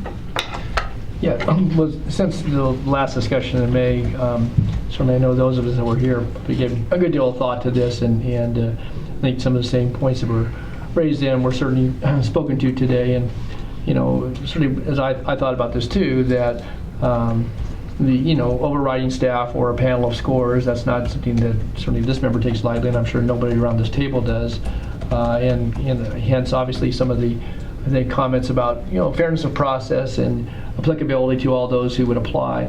But I do think that one of the things that occurs to me too is that ultimately that authority, although we in policy put a framework that's we've adhered to as relates to scoring and certain types of processes for deadlines and so forth, and submittal of information, that ultimately the authority rests with this body. And I think that that's why you have boards and commissions and appointed bodies in elected bodies is to, I think, when there are circumstances that may or may not be unique, but certainly may be extenuating in the sense that, they're complicated, as this one is. Not some of these other projects were complicated too, a lot of partners. And it seemed to me, though, that with the clock running, and I think as Campbell just in responding to Brian's, a question about, when there might be another round, and, time goes on, you lose interest, property ownership changes. And some of that complexity certainly last time around, but as I was reflecting on the staff report, this before us again today, and this week, and the vote that we're going to take here in a moment, it seems to me that, that all things being considered, at least in my mind, that's, and I'm where I was last time, is that, reconsidering this, it has been vetted to the degree that you got, some of the pre-proposal, we've got landowners engaged, and there's interest to do it, and if it brings that amount of acreage into, a better conservation a pattern, then I think, ultimately the money would be well spent. You still have the guidance, you have the oversight that goes with all the staff work that was done, and we don't just get hung up on the scoring or unfairly treat somebody else who was, competitive in the process. And again, I think, certainly the funds that are available, that's a consideration. But in my view, the circumstances here, continue to warrant a reconsideration. I think the timeliness, is such that if you were to lose, some of those property owners, you might have a lesser project, even if you can keep a project together for some future funding round. So I think we capture the opportunity here, and I would support reconsideration today. I'm going to support the recommendation too, for all the reasons previously stated, but also because we've already put money in, as has DWR. I'd hate to see that money go to waste. If the project didn't merit moving forward, that's one thing, but I'm not hearing technical issues so much as process. And you're looking at the process queen, because I really believe in that type of rule making, but I don't want to lose this opportunity. And as Dawn said, I'm assuming staff, the difference or the delta in the points was more like the letter didn't get there from the board, or did the review panel have concerns about the viability of the project? I think it was a combination. I think because it lacked components and because the way things were portrayed in the report, they scored it low on a variety of issues. One was readiness, one was scientific merit, one was the performance measures for the project. So collectively, the score reflected their concerns about whether the project was viable based on what was submitted. Well, whoever makes the motion, perhaps they can include in that there are those performance measures in the contract moving forward that staff feels need to be there, even if they weren't in the application, as a further, what's the right word? Feeling of that it will be a viable project. Because if it had been 75, you would have sat down perhaps and talked to them and gone over that. But I think the board does too, performance measures and strong monitoring. And if it's only 4 months out, given, so those are my comments. Skip? No, Leo's next. Oh, Leo, I'm sorry. I'm sorry. So just a quick comment. I'm a very anti-process person. I'd very much like to support this project, but in this case, I also feel, Don, this is the other side of the coin, that the board has a responsibility. We approve the criteria that were developed for all projects being considered, and we approved the process. This project failed to make that process for, to me, were some important reasons. I mean, the scientific merit's always important, but parts of the application were left blank and others were missing. And I just feel that this is a worthy project, and I'd like to see it come back in the next round. And if it is that important to the landowners, then they should be willing to support it again, knowing that they will probably have a lot of board support for the project.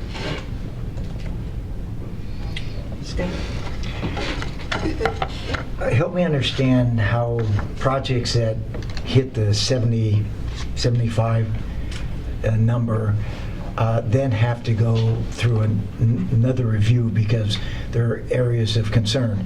You mentioned scientific, Leo.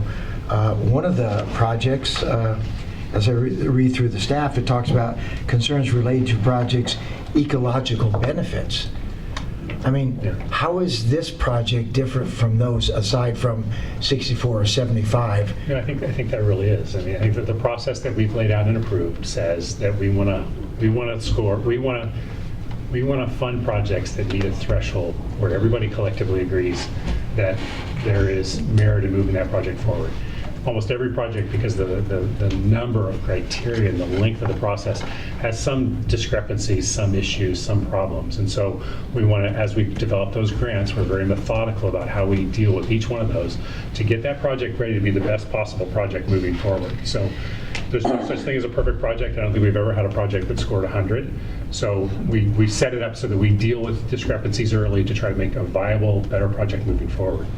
The threshold, though, then is what we agreed to initially, was that we don't want to go above anything that scores below that threshold. We just don't think is a viable project, and so that's the difference. I mean, we consider those things that are deficiencies above that line, below our process. And I do want to reiterate that staff has delivered the process by design. I mean, it was below that mark, so our recommendation is simply not to fund because it's below that mark, notwithstanding all that.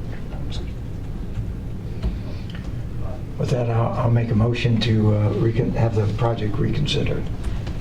Second. Well, I think, that's what we're doing. Is we're considering it. The And motion has to you're be more moving to specific. approve this project. I'm moving to approve it. And Don, did I hear a second? Jim got the second. Jim. I seconded it. And do you want to make it subject to the same review that the other projects received? Yeah, I assume that's the process, and I think that's really where I'm trying to get this project, is if it's reviewed like these others are going to be reviewed and it doesn't hit the mark, then yeah, I would expect staff to say no. After reconsideration, we're not moving forward. And that's really all I'm asking for, is I have faith based on Steve and John's conversations I've had with them, but I don't know, not being a scientist, but I think it ought to be given at least some discretion in the fact that it didn't hit what is an arbitrary number. And I'm told the number was selected for a variety of reasons, but there was an anticipation of more demand than money. So you had to have some sort of cutoff. Well, just kind of going back to history, I might have the most historical reference point in the organization. We originally set the threshold at 85 points, and the board felt that we wanted to be funding B-plus projects. We didn't want to fund anything less than that.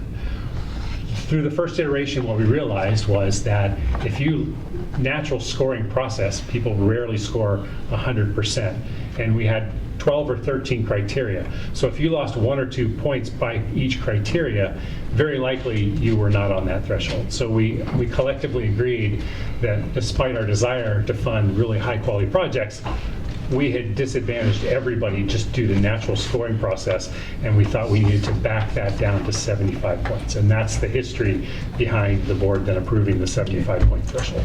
All right. Could any discussion? Yes. Jim?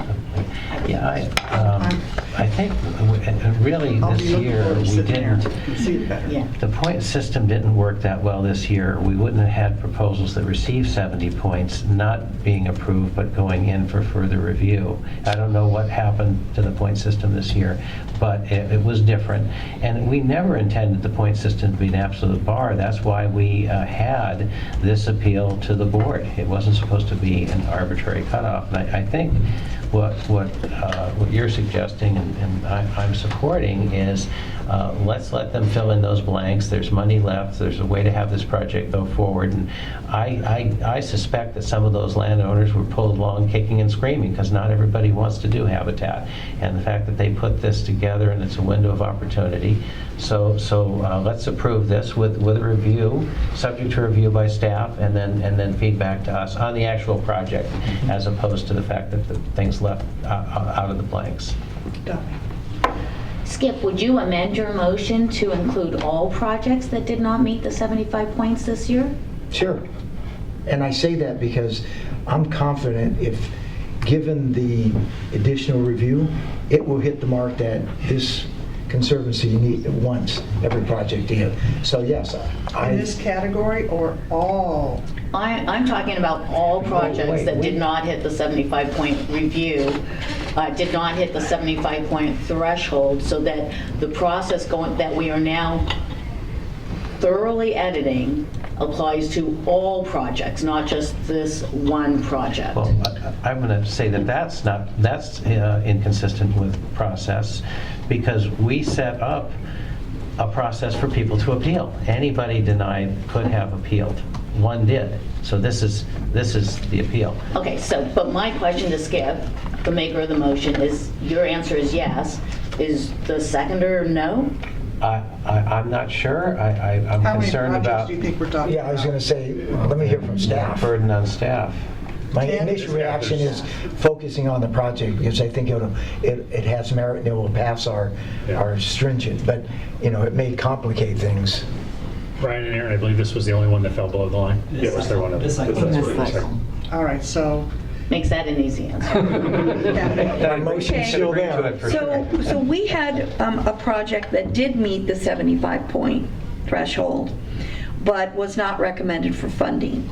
And the decision was made, we directed Conservancy staff, this is the Elk Slough fish passage, we directed Conservancy staff to meet with the applicant, determine if they're able to clarify information and address concerns raised by the review panel, conduct a feasibility review to determine the ecosystem benefit, and then bring a recommendation back to the board at a future meeting.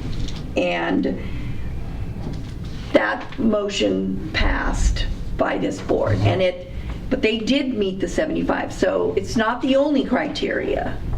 So I guess my question is, I'm looking for clarification on your motion. Is that what you're essentially asking for, that exact same clarification process to occur with staff, and then staff to bring a recommendation back for either thumbs up or thumbs down? What I'm hoping is that the project can clarify. you're talking the same thing. Right? Yeah. That's what I'm saying. Yeah, so, I want them to be given the opportunity to clarify areas that are So deficient. you're not asking it to be approved today. What you're asking for is a motion, essentially.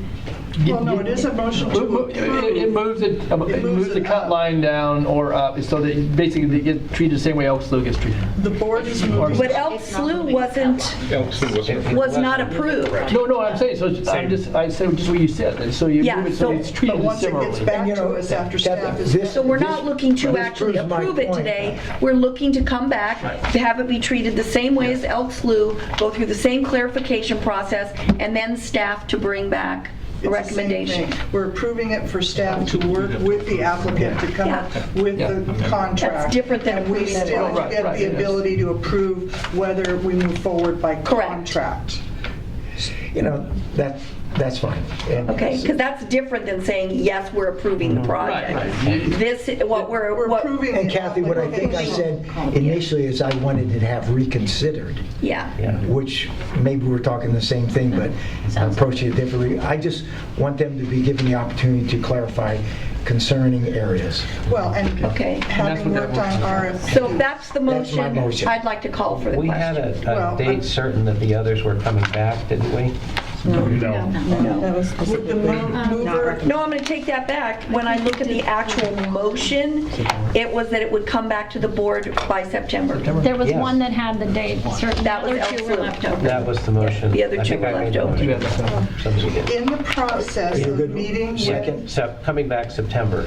in the applicant, my understanding of RFPs, which they've done, and they didn't make the cut, now the board is considering a motion. If it passes, then staff works with the applicant to get the contract together to how to disperse those funds. And Slight nuance there. If we go through that process and it meets muster, we would come back for the board to approve funding the project. Okay. Then we would enter into the process to negotiate the so grant in agreement. part of your discussion, if this motion passes, you felt there weren't performance measures and some other things. I think those things need to be addressed. And then what I'm hearing from Skip, the motion is for you and staff to do that process. Then you'll come back and you'll either say yay or nay as a recommendation to the board. For approval for funding. Yes, for And then- Can I ask another clarifying question? Sure. So I'm- what we also talked about last meeting was that this would require, it's not just a staff review. So like so there's, one, are we asking them to reassess the points with all of the materials coming in? Because that's the first bar that all the other projects have had to meet. Right. And part of that process includes convening this other panel. And so are we asking staff to go back and reconvene this panel, which is a big process thing? Or that's not what I'm hearing in the motion. No, I think getting back to our staff and having them sit down with the proponent to talk about the areas that are deficient. And then you can come back with, yay, they met our concerns, or no, they didn't. And I'm more than willing to accept staff in that regard. Perhaps your language should include that this board reviewed the appeal and is giving direction so as not to have to go back to the full. I mean, that's the purpose of the appeal, correct? Yeah. And so We have 3 other projects that are going to come back to us that we did not take action on in May, that we sent back for clarification in that language. And the we did say September on those. On one. On one of them Only we on did one did we notice. actually call out the date, but still, And those 3 all met the threshold? yes. And this is the only project that didn't, and the recommendation was to deny funding. So what I'm hearing, I want to make sure that it's to have this project treated, go through the same process as the other 3 and come back with an updated staff recommendation. Yep. But to clarify I know, again, but it won't have hit the 75. Yeah, the other 3 hit the 75 level, and this weren't, that's. Correct. Yeah.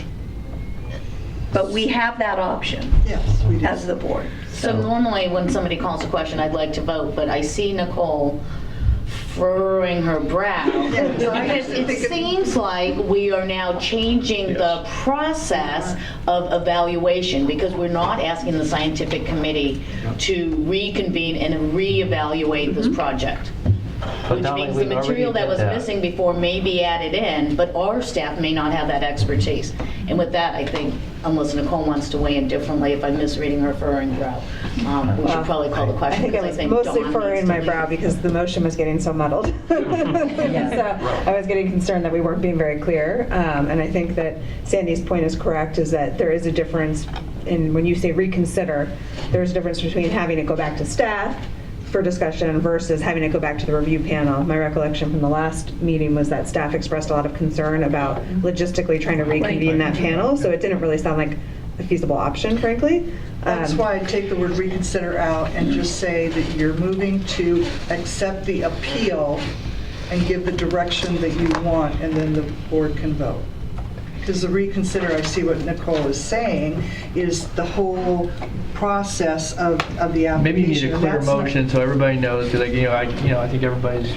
You're not asking for a reconsideration. And maybe Campbell could help, even if you don't, that's staff's recommendation. And I guess I'm looking at agenda item 13, where staff is going to look at some areas of concern. But they met the 75. Yeah, but they met the So you 75. don't want to approve the appeal, is what you... I want to approve the appeal and send it back. The appeal was to have it funded, so if you're approving the appeal, then Okay, that's. well, Yeah, point of order. Yes. Yes. So, if I could just add, maybe Campbell, you could help frame, I mean, it's Thompson's motion and Vince's second, but so we can get to a point here where it's clear so everybody knows what we're voting on, recognize that's up to staff's recommendation, but I think you've heard at least, if you could clarify, and then see if Skip accepts it so we can vote on this, because I am going to have to leave, so, and I would very much like to Okay. vote. So maybe you could help. I think the motion is to send this back to staff to review and work with the applicant to see if they can meet the criteria that are necessary for staff to either bring this back to the board for approval of funding or not. Is that That fair? work for you, Nicole? I think that's accurate. And I think That's treating it the that's same kind of as what the I'm next hearing. project. Okay, yeah, no, okay. All right. With that And then clarification, we'll come that's my back to the motion. board with the Yeah, recommendation. right, you come back with a recommendation from staff. And Jim, you're still You're still second, Jim? All right. I'm still Any second. public comment? I actually have a comment. Yes. Just, I'm really struggling with this because there's like two deep parts of me that are kind of in conflict here, which is the conservationist, which acknowledges this is an amazing project. And like, to get that much habitat on the ground on private land is so great. And the equity part of my kind of moral fiber, which is like, we're now kind of creating two exceptions. One is which is the 75 rule, but we're also creating a separate process now for projects that don't meet that threshold. And so it just, you know, to me, that's a double kind of wrong on the you know, the reason, I'm not a big process fan myself either. The reason we have process, however, is to ensure equitable and transparent access of all people to this public money. And so by changing the rules midstream, and even exceptions that are well-intended can be construed as not being true to that. So that's what I'm struggling with, and I'm you know, as much as I love this project, I really hope you guys come back again. I'm going to continue where I was at the last meeting, which is not to support the motion. And we're going to vote because you don't Can care I about just it. make a brief Well, Don's got to all right, John. Jim. I was here when we were doing this, and one of the things is there was consideration of the boards weighing in on points and somebody being able to appeal their points, and we decided not to do that, but to put the appeal process at the end. So it is part of the process for us to make an exception in extraordinary circumstances. It's not throwing it away. And going forward on Prop 68, we're not going to have a point system, but for now, I think we can do that consistent with our existing process. Don? Just in light of, you know, kind of what Sandy just last said, you know, I understand the difficulty in convening a panel, but this would be for a single application. Is that something, Campbell, that if it was in the board motion, we said to have the panel convened? Not so much from, I guess maybe from a scoring standpoint, but if it's going to review the data, which obviously fed into what staff recommended, is that? I was actually thinking that could be a competing motion potentially, and I think whether or not we can get the exact same panel, those are questions, but we should, I mean, I imagine we can get some external review. And I'm willing to amend my motion to include the panel. I'm not here to slip something through. I'm here to have what I think is a fair evaluation of a good project that didn't hit a mark. And what is I'm told, an arbitrary mark, whether you think it's arbitrary or not. But the point is that if there's a review panel, I'll certainly, and I think the proponent of the project would welcome a review panel. Okay. That's your motion. So that's my amended motion. Okay, so what I stated earlier is not what the motion is. The motion is to... What he said. Yes. Okay. To send this project back for review by the, I'll call it the professional panel, scientific panel, and it's okay if it's a different set of people, and then to follow that process. If it still fails, then the staff can make the recommendation. You don't expect them to sit down then and still meet with them if they still don't meet the 75? Because then you're just putting another process. Well, I'll defer to the proponent. I mean, I don't. Let's let it go through the first part. So I think at this point the motion has been modified to be consistent with what the process that was in place at the time it was denied. One more clarification on the motion. The material submitted by the deadline date is the only material that will be considered? No, absolutely not. That's why I don't know why you're going back to the panel, and I understand what you're saying, but this is a case-by-case basis. So it seems to me the quickest way to get there is for staff to review with the applicant where the deficiencies are, see if they can address them, and then staff would come back with a recommendation. Yes, it's not the normal process, but that's why an appeal is in place. And again, it's on a case-by-case basis, and we're trying to address both the equity issue and the part of us that says we really want to fund this, but we want to be fair. Is that a fair statement of your motion? Yeah. Again, I'm just trying to accommodate the concerns that my colleagues on this board have. I'm trying to get this project to staff. And if it meant a review panel prior to that, I'm okay with that. But it sounds like that's just an added step that's not really required. So I'm going to amend my amended and say that the project will go to staff, and you and the project proponents will talk about the areas of concern. And, you're going to come back with a recommendation. No expectations from this guy. Okay? So does this Bring back in summarize what you're September. saying? All right. Send us back to staff to review and work with the applicant to see what the deficiency are, and if they can bring this back to the board to approve funding or not. And the So staff a will few return words with in a there. report. And is that September date? I think that would be, I don't think we can do it by September to contain the panel. We're not No panel. Okay. Well, and just do keep in mind for us to bring stuff back in September, we do have, a several-week lead time by the time we post materials and. If for any reason we can't bring it back by September, we will very clearly articulate why. Very good. Can we call for them? All right. All those in favor, please say aye. No, roll call. No. Roll call vote. I'll get that eventually. I'll put a big sign in front of me. Supervisor Miller? No. Member Sandoval? No. Supervisor Mitchoff? Yes. Member Leaf? No. Member Matsumoto? No. Supervisor Natoli? Aye. Supervisor Bravenza? Aye. Member Cash? No. Supervisor Thompson? Yes.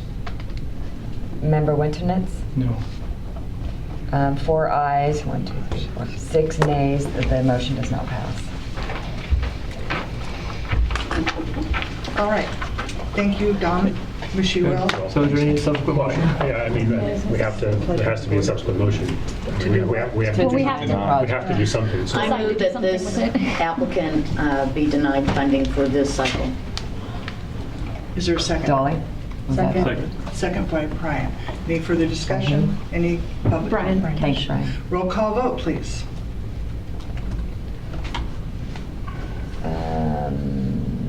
Board Member Miller? Yes.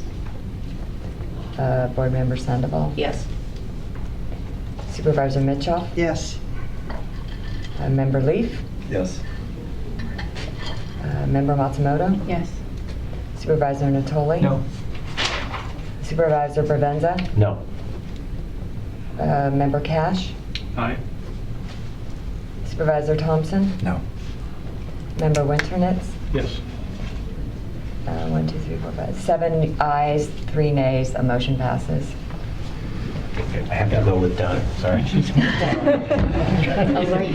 Good luck. That's right. That was Dolly. Dropped it. And John, I do hope you can work with your group and bring this back. Yeah, I think it is a definitely. viable project. I think for whatever reason it didn't have all the information and I would like to see it again. I agree. Okay, so we are back to Proposition 68 program update. No, we did that and program. no, we are, that is No, where we that's are. correct. Okay, That's We can, I think the rest are updates and we can move through pretty quickly. So. all right. okay. Who, Won't be the last one either. No. I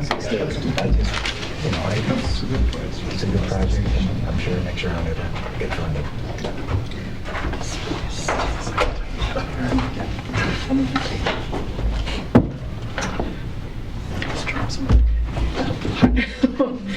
Thank you, Chair and board members.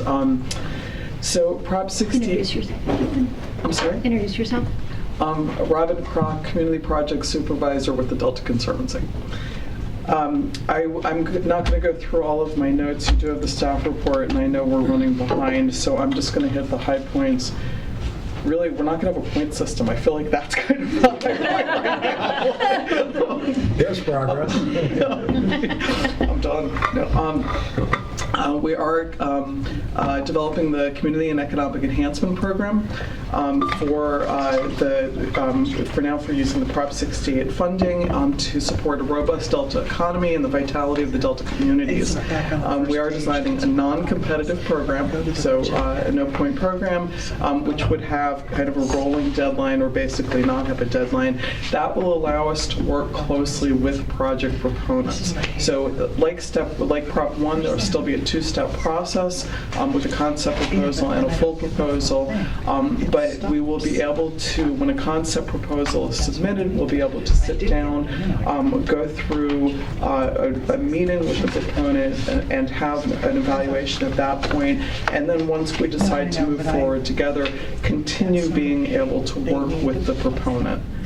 We will still have an assessment process to make sure that everything that needs to be done is done before bringing it to the board for consideration, but then the project would be brought to the board for consideration. Right now, we're conducting community outreach. And the purpose of that is to educate stakeholders about the Prop 68 program, as well as to help us gather information about potential projects. So because this area has been less explored by the Conservancy, it'll help give us an idea of what kind of projects we might see coming to us once the program is open.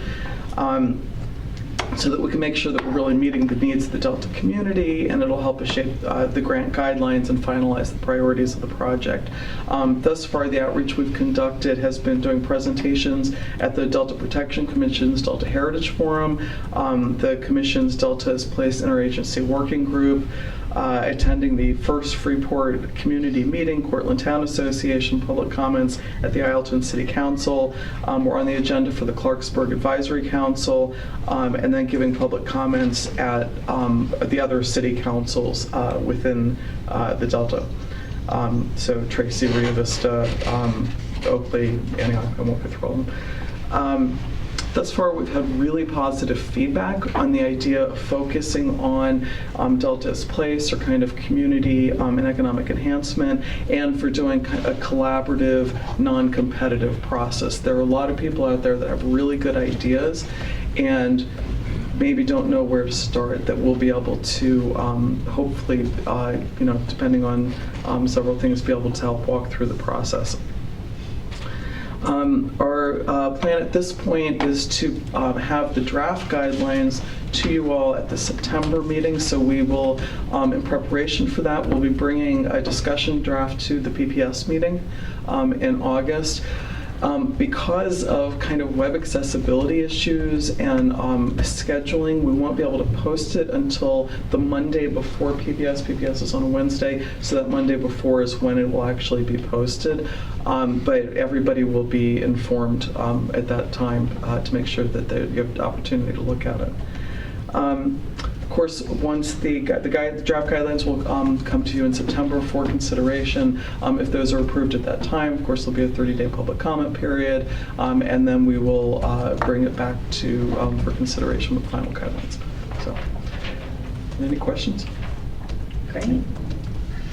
Thank you. Can I add one quick Yes. thing? Is that any groups or organizations that we should be conducting outreach to that you know from your areas, please let Robin know, make us aware so we can hit those that we should be sharing the information with.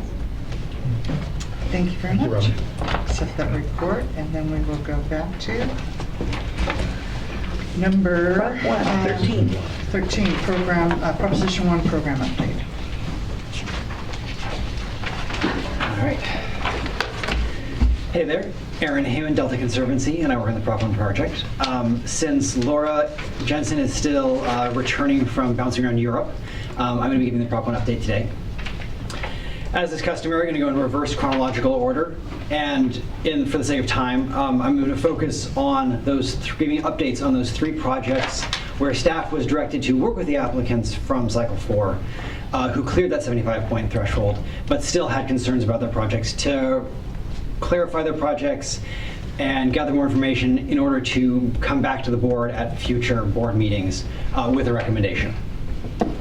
And then I'll move on to the other cycles sort of quickly. So first off, the Miller Jensen Ayers Sand Hill Crane Preserve Project, submitted by Agricultural Natural Resources Trust. Staff has met with the applicant to discuss issues related to their projects, their budget tables, tasks and deliverables, and scientific expertise. And the applicant has sort of taken those notes and gone off to prepare more and better information, and we are awaiting their submittal. For the Elk Slough Fish Passage and Flood Improvement Project from RE999, staff and project team have worked together to assemble a workshop. It's going to be held at the end of this month, filled with relevant experts from regulatory agencies and other stakeholders. And the path forward for that project will really depend on the outcome of that conversation. And so you will get more updates once that conversation occurs. And then finally, of the three, the Phase 1 San Joaquin River Floodplain Restoration and Floodway Enhancement of Benta Carbona project. Staff, again, met with the project team. It was recommended to the project team that they bring their project before IAMIT, the Interagency Adaptive Management Implementation Team, and basically use that as an expert panel to get more input. And that plan is rolling forward. So that has not happened yet, but hopefully the path forward for that project will also be a result of the IAMIT conversation, should that take place. Any questions about any of those three? Yeah. Yes. The one that's scheduled, that the board had requested come back in September, are we still on track, you think, to have that happen? Yeah, actually. With a full recommendation? Was that Elk Slough? Yeah, it was. Yeah, so I mean, with the staff and expert workshop occurring at the end of this month, that should give us enough time. And hopefully the conversations are concrete enough that they give us the information we need to know whether we're moving forward or not. Thank you. All right, so moving forward then, unless there's other comments, questions. So cycle 4, the other projects that were approved, 7 projects, 5 of them have worked to meet and clear all of their conditions, and so good progress is made there. And the last 2 are making good progress. They're working on it as well. One of note there is Nutria.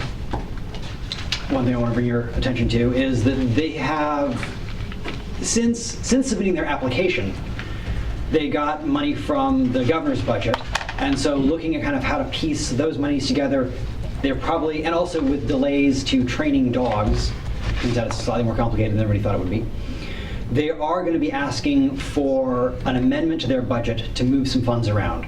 I don't have a lot of details because they aren't exactly sure what that move is going to entail, but this was mostly a comment to let you all know that an amendment will be coming before you when we do have those details. And we're strongly hoping that will be at the September board meeting. But then going back in time to cycle 3, let's see where are we?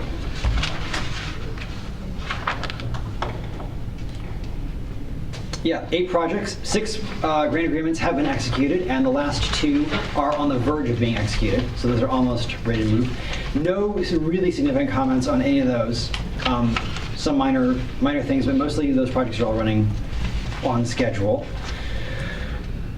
Cycle 2, 3 out of the 4 projects have been executed. The last one is also on the verge. It's getting close to being executed as well. And all those projects are moving very smoothly. And then finally, going back to cycle 1, 7 out of 7 projects have now been executed, and even a couple have started to close, which is kind of exciting, and a new phase for our Prop 1 grant management, having actually ending funding terms. And so with that, the new information is all highlighted. If there's any questions, I'm happy to answer them, but that basically concludes my update. Any questions? Public comment? Thank you very much. Great work. Thank you. So, Now we would go 15 Delta Stewardship. all righty. So, we are on to Delta Stewardship Council update. Amanda, thank you. Good afternoon. Afternoon. Amanda Bull, Delta Stewardship Council. So just a few things that I wanted to highlight. First is that yesterday, the Stewardship Council hosted or co-hosted the Social Science Task Force Work Group on, this is going to sound totally jargony and academic, but human dimensions in research. So we've been exploring for the last couple of years how we can bring more of the social sciences to the work that we do in the Delta. And so that means bringing in economists and social scientists, sociologists, anthropologists and such to kind of look at the issues that we're dealing with in the Delta and figuring out kind of how can we bring those perspectives to what we're doing. So we had a diverse group of folks attend this workshop yesterday and make presentations on kind of what has been done in other parts of the country, how different natural systems have integrated social sciences, and now the Social Science Task Force is going to draft a paper and with recommendations on what we should be doing in the Delta to better incorporate the social sciences into our work. So we're really looking forward to that because I think that's really going to augment the work that we're doing. Right now our focus really has been on the natural sciences and we really promote the use of best available science.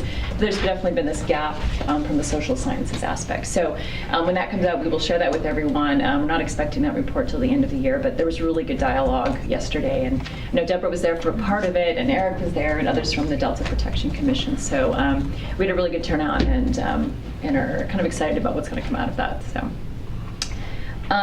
We have a council meeting tomorrow. This is actually going to be a very short meeting. There's teleconference options, which we've never done before. And the only thing I'll highlight from that meeting is that we're going to be having kind of a check-in on our work this year. We're kind of at the halfway point. And so we're going to be checking in with our council members about where we are with our work plan and kind of where we kind of plan to focus our work for the next 5 months at this point. So and that staff report, I think, is available online if you're interested in kind of seeing where we are as well.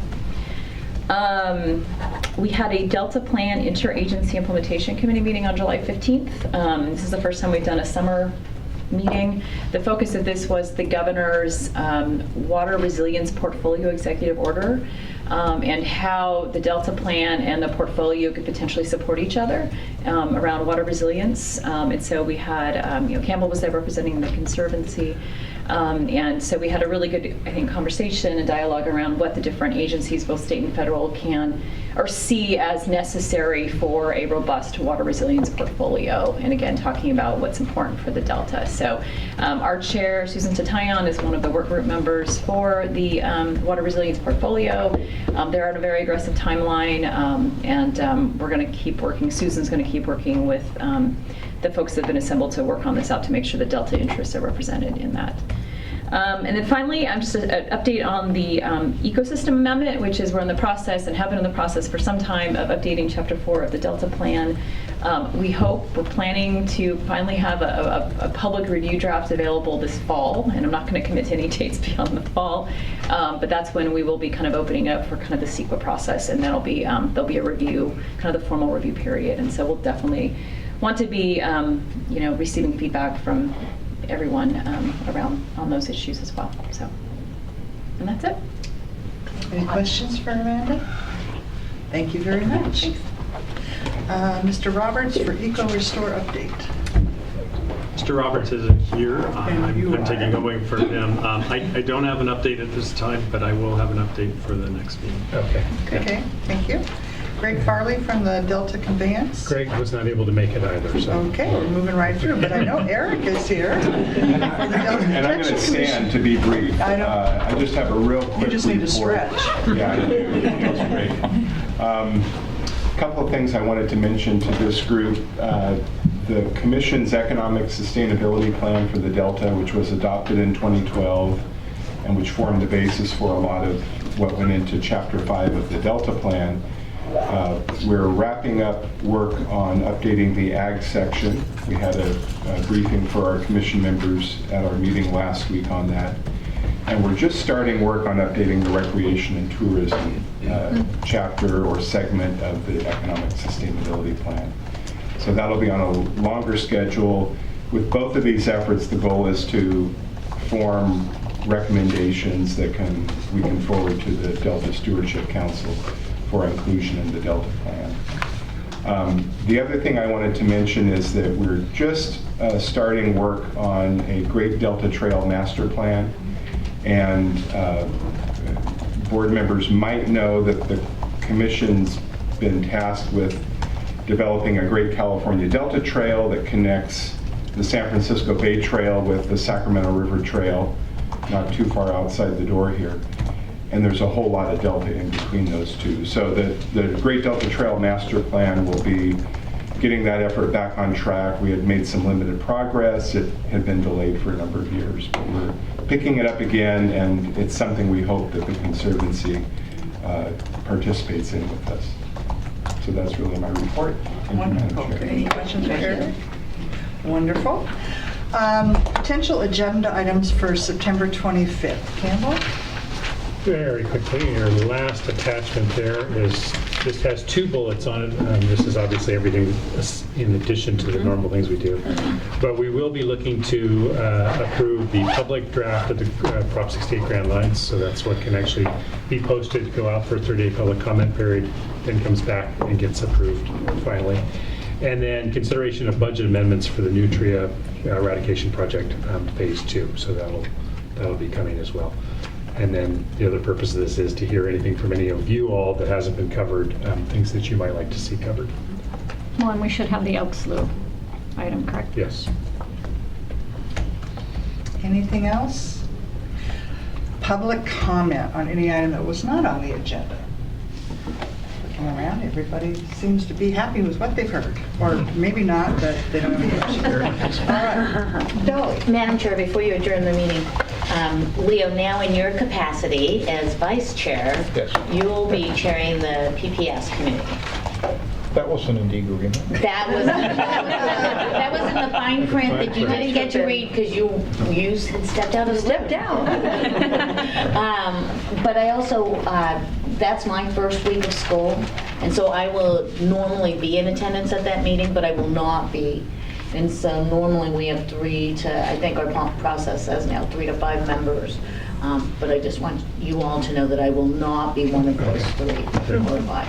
But your intention I is to know you're continue to looking participate. forward to going back to school, aren't you? You can tell, can't you? Nice and and Yes. relax and all that. So, but yes, my idea is to continue on that, but not in August. Okay. Thank you. Are there any board comments? Board member comments? I know we don't have it on the agenda, but on my agenda, we always have something. Board It is- directives. It's not for you to tell what's going on in your district, it's just anything else. Okay, fine. With that, we are adjourned. Great, thank you. Thank you. Campbell, can I chat with you? Karen, is that an item you would like us to add to the? Oh, you're so welcome. It's been a pleasure. Yes.